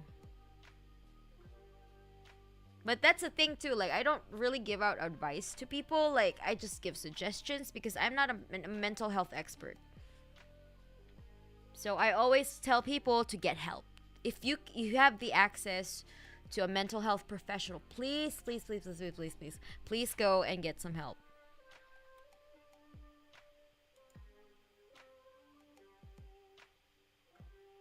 Hence, you need to have wooden stakes around extroverts. You're just dunking on Ludo out here and be dunking on extroverts. I feel some kind of gap or okay. When the pandemic started, previously the extrovert nearly have their food source disappear. Even for introverts, they need interaction or else they will wither. Best I can go for is 4 months. Oh my god, that's a long time. Interesting infographics, yeah. Thanks, Flower Bee. If somatics is what I understand from your explanation is, then I am never alone and my thought process is always busy with factual, intimate, and guts information. Okay. Damn, you're an anxious person. Damn. I can feel, Nova, right? I can feel your anxiety until here. Like, I can feel it. Are you okay? What's your MBTI type, Mana? I am INFJ. Whatever that means. Because MBTI is not really like grounded in science, but okay. It's a major reason I won't have kids. We see scarcity already happening. Yeah. That's also the reason why I don't want to have kids. Because this planet is fucked beyond help. Because we are under capitalism and nobody in this economic system would want to like give up what we have, what we're doing to the planet right now for profit, right? Everything is about for profit. So unless something changes that would turn them around, yeah, we're fucked. We're totally fucked.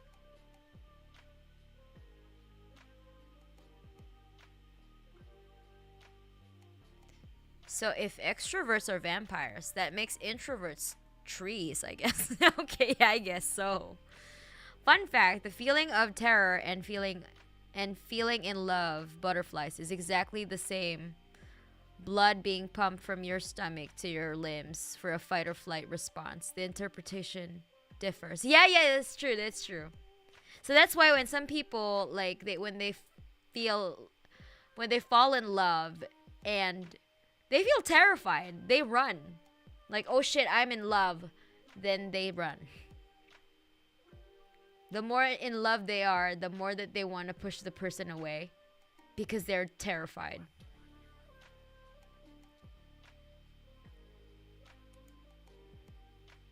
Speaking of somatic, okay. Whenever I hear the experience sadness coming from betrayal, whether it from fiction or real experience, I feel like my heart being stabbed by 1,000 needles and tears flood out of my face. Yeah, I mean, that's good that you can identify where sadness is coming from in your body. So you're being aware, like, where is your sadness? Like, where is it happening in your body? It's really helpful for trauma victims because, like, they shut down, right? They're emotionally shut down because of PTSD and such. So it's hard for them to identify their emotions or where it's happening in their body because they're traumatized. It's trapped. Like, the trauma is trapped in their body. It's really helpful for them. I noticed many streams I've missed were gaming ones. Have you become an actual gamer? Congratulations. Do you take suggestions on the games? I don't think I'm an actual gamer now. I've only played like 4 games since. No, I played Among Us.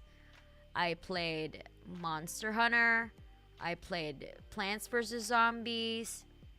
I played Cult of the Lamb. And if you count the horse simulator, the horse dating sim, I guess 5.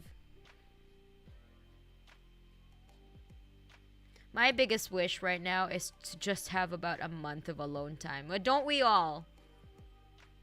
I just need to have like I just need another shutdown so I can have 1 month to myself.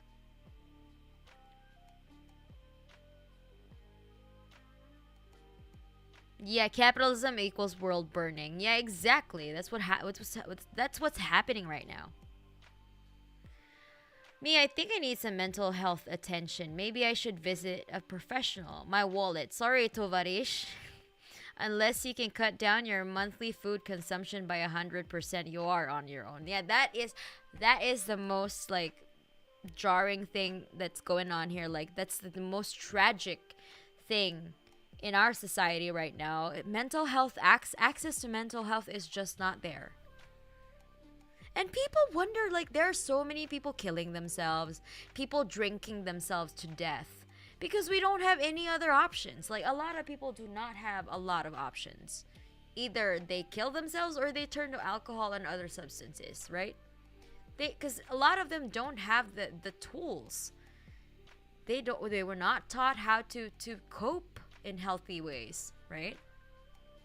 And even if like they want to, they don't have any access to get help. My day job is in sustainability and it's such an uphill horrible battle. It's sad but gotta try. Yeah, exactly. I mean, I appreciate people like you, Mochi, just still trying to fight that. Trying to work into like trying to convince people into getting into sustainable ways of like doing things. But like, yeah, we are really like, we are fucked. We are so fucked. State overregulation, 30% tax rates, Keynesian economics, right? Capitalism. Yeah, exactly.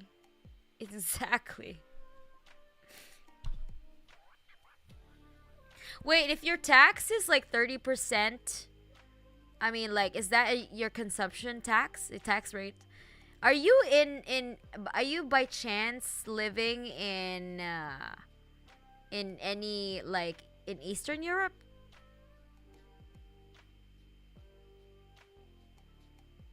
Or like in the Baltic states, or like somewhere there? The former USSR blocks? Eastern Bloc? Shit, I'm in love. Run. I'm taking this quote too hard. Yeah, some people are like that. They run when they're in love.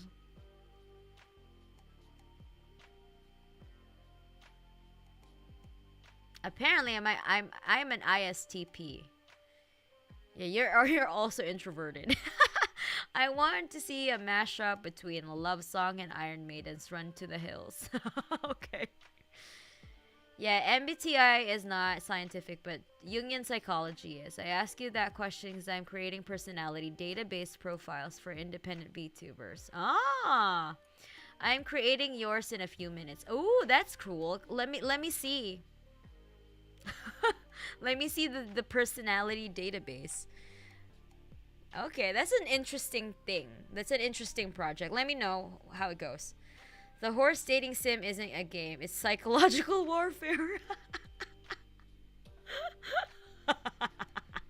You're right, Ludo. Yeah.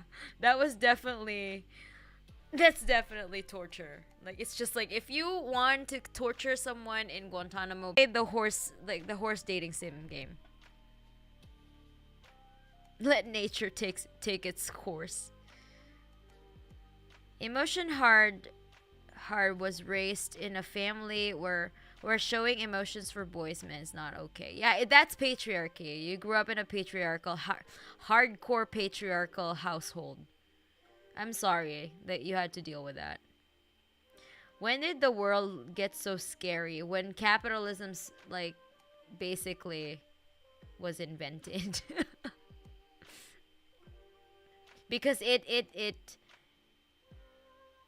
what do you call this? It expedited the destruction of our planet. Incentivizing all the worst sorts of people. Putting them at the top. Now we are fucking stuck with this. Dungeons and Dragons is pretty good coping mechanism for me. Couldn't make it through as well without any sort of hobby. Yeah, definitely. Like, if it makes you happy and you're not hurting anyone, you're not harming anyone, and if it's if gives you a better quality of life, then yes, by all means, do it for your own sake. Without suffering injustice, there were two philosophical schools, Stoics and Epicureanists.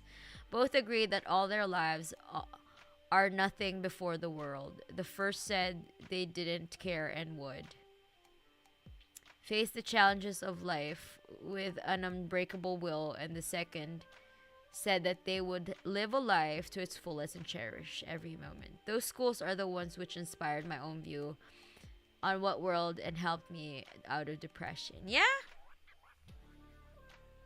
those are good. You can take a lot of good stuff from those. Uh-oh, Susan didn't like the Gitmo reference. The stream died for a sec. Oh, okay, shit. Sorry, Susan. I'm sorry. Gitmo in Minecraft, okay? Minecraft, Susan. Hey everyone, what did I miss so far? We're just talking about mental health. Who created capitalism though? Rome. Industrialization. Okay. Like, capitalism was an eventuality. Like, it was what is next that comes after feudalism, right? The feudalism was it took feudalism's place. And so too will capitalism cease to be when it's going to be replaced by communism. That's why when you hear Marx, when you hear communists say, like, communism is inevitable, right?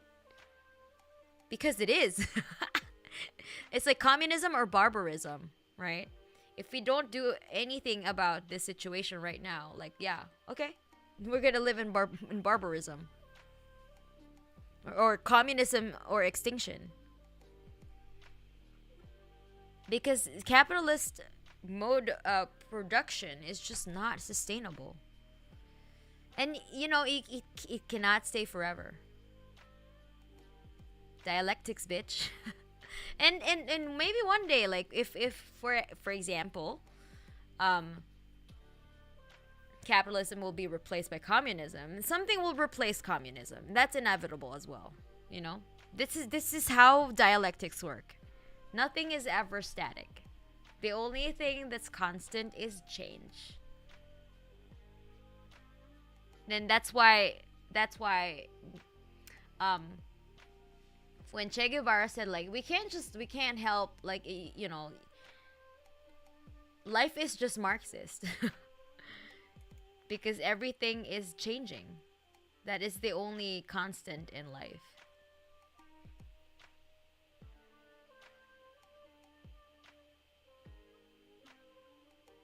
I very much want to read up on Stoicism and Epicureanism. Well, yeah, explore every school of thought that you have. Even you could even get something out of nihilism, you know. Just don't, like, you know, just don't be dogmatic. Like, just try to get the good and then reject the bad.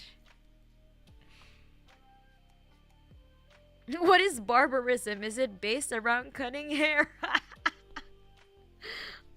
Barbers. Yeah, I guess we all need a good haircut, huh? Okay, interesting. I always associate capitalism with Rome because of the creation of the coin currency. I'll study more about it. I mean, it's an individuality that we're eventually gonna have, like, currencies, right? With how, like, the world developed with trade and stuff like that. But it wasn't, I don't know, like, Rome did not invent capitalism, I guess. Like, they did not mean to invent it. Like, they probably laid the foundations for how capitalism would become in the future, in junction with, like, feudalism. But yeah, feudalism was eventually replaced by capitalism, and something will replace capitalism because it cannot stay forever. It just simply can't. Like, it's just not. It won't. So that's why like, you hear these, like, quips, like communist quips, where they say, like, oh, communism is inevitable because communism is as inevitable as capitalism was inevitable when feudalism was still the mode of production, right? It's just the same thing. I may or may not be wrong about, like, what replaces capitalism. It could be communism or something else, right? But it will be replaced. It will be replaced. So suck it, capitalists. Anyway. I suggest you to start with Buddhism and leave existentialism to the last, especially the Russian one. Approach it only when you're ready. Yeah, that's true. Just do it slowly. You have your entire life to explore different school of thoughts, you know. Don't rush things. Like, try to, like, take time to absorb information as well. And see if it fits you, right? If it's the right fit for you.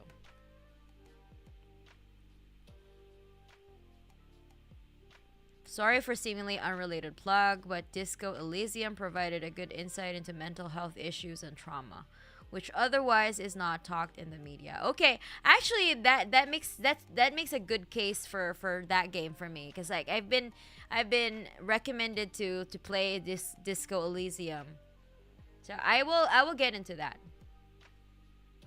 That's a good thing, and also, like, commies, right? Communism, am I right?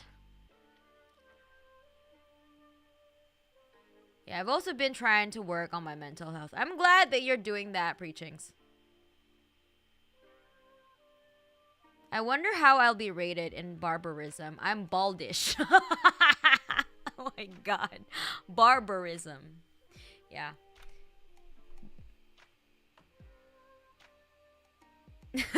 That's just so funny. Barbarism. Modern capitalism was somewhat made in the Netherlands with the invention of stock market in the 16th century, I think, yeah. I mean, it laid the foundations of it, and then it was like, what do you call this? And then the slave trade happened, like the transatlantic slave trade happened.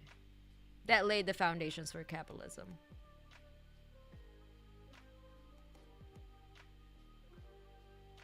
Just as much as that, those, like, Those lay the foundations for capitalism. Capitalism will lay the foundations for communism.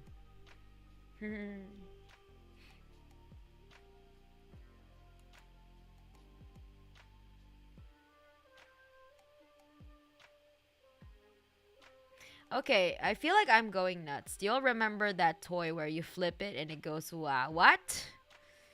You're reading the entire Dhammapada? Although I've read a few sutras in the entire Dhammapada. I can't. I just keep one of the sutras in my practice. Okay. Good for you. The only constant is cute anime waifus. The fuck? What do you think about sacism? What? What is sacism?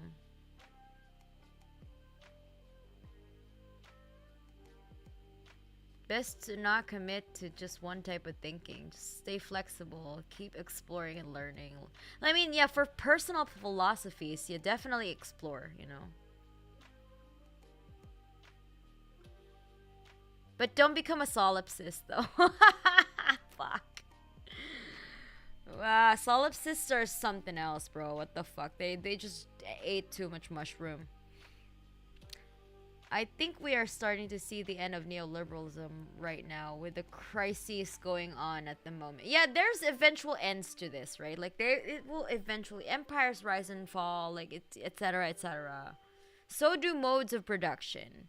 Feudalism was hot for a sec, and then it's not. It was replaced by capitalism, and then capitalism was hot for a sec, and it will be replaced by something else completely. That's just the trajectory of life.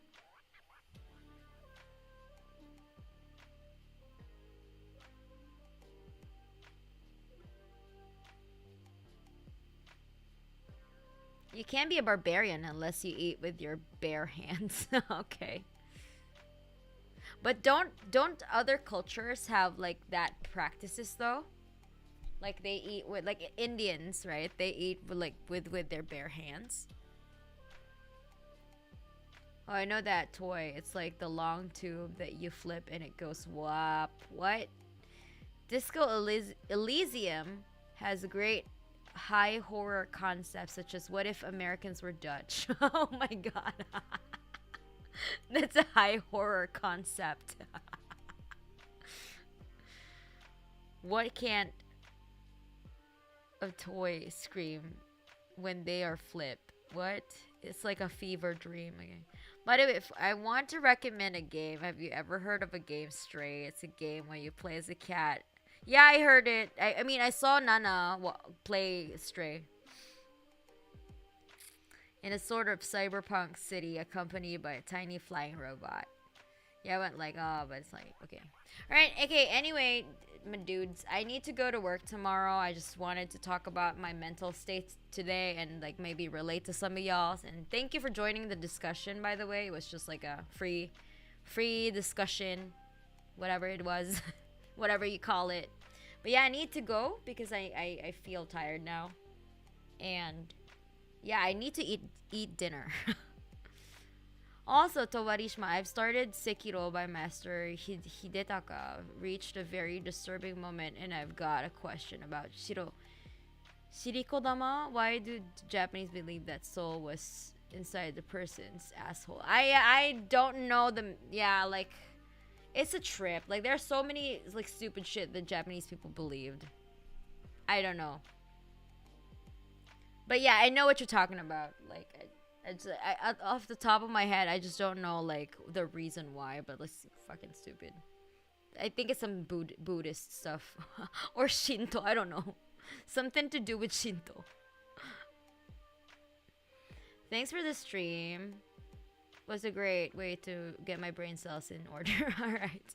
Yeah, me too. I think that the stream helped me get into the green state, get back into here. Into my ventral vagal state. So I'm glad. I'm glad I because I wasn't feeling like doing anything because I was stuck here, right? I was stuck here. I don't want to do anything. So I was just like, why don't I just stream? Like I just want to try to do something. Take me out of that dorsal vagal state. And I did. I managed to do it. So thank you. Thank you, chat, for helping me self-soothe today. And I hope that you've learned something from this discussion with the imps.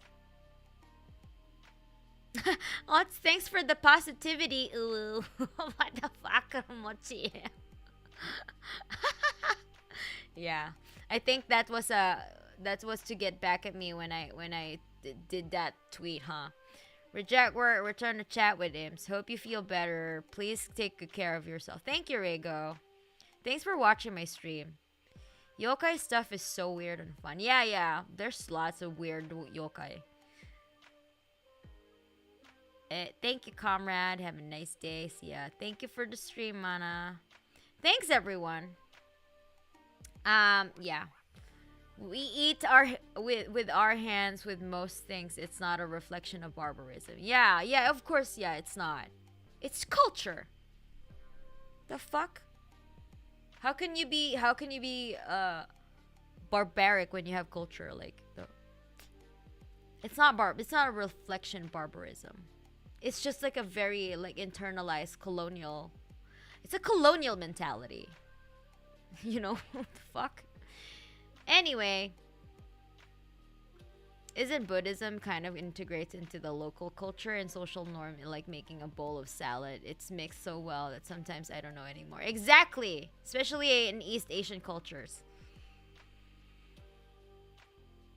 I'm with Mochi. This was actually filled with positivity. Thank you so much, chat. Like, that's why I wanted to turn my negative experience into a learning positive, situation. So I'm glad we were able to do that today.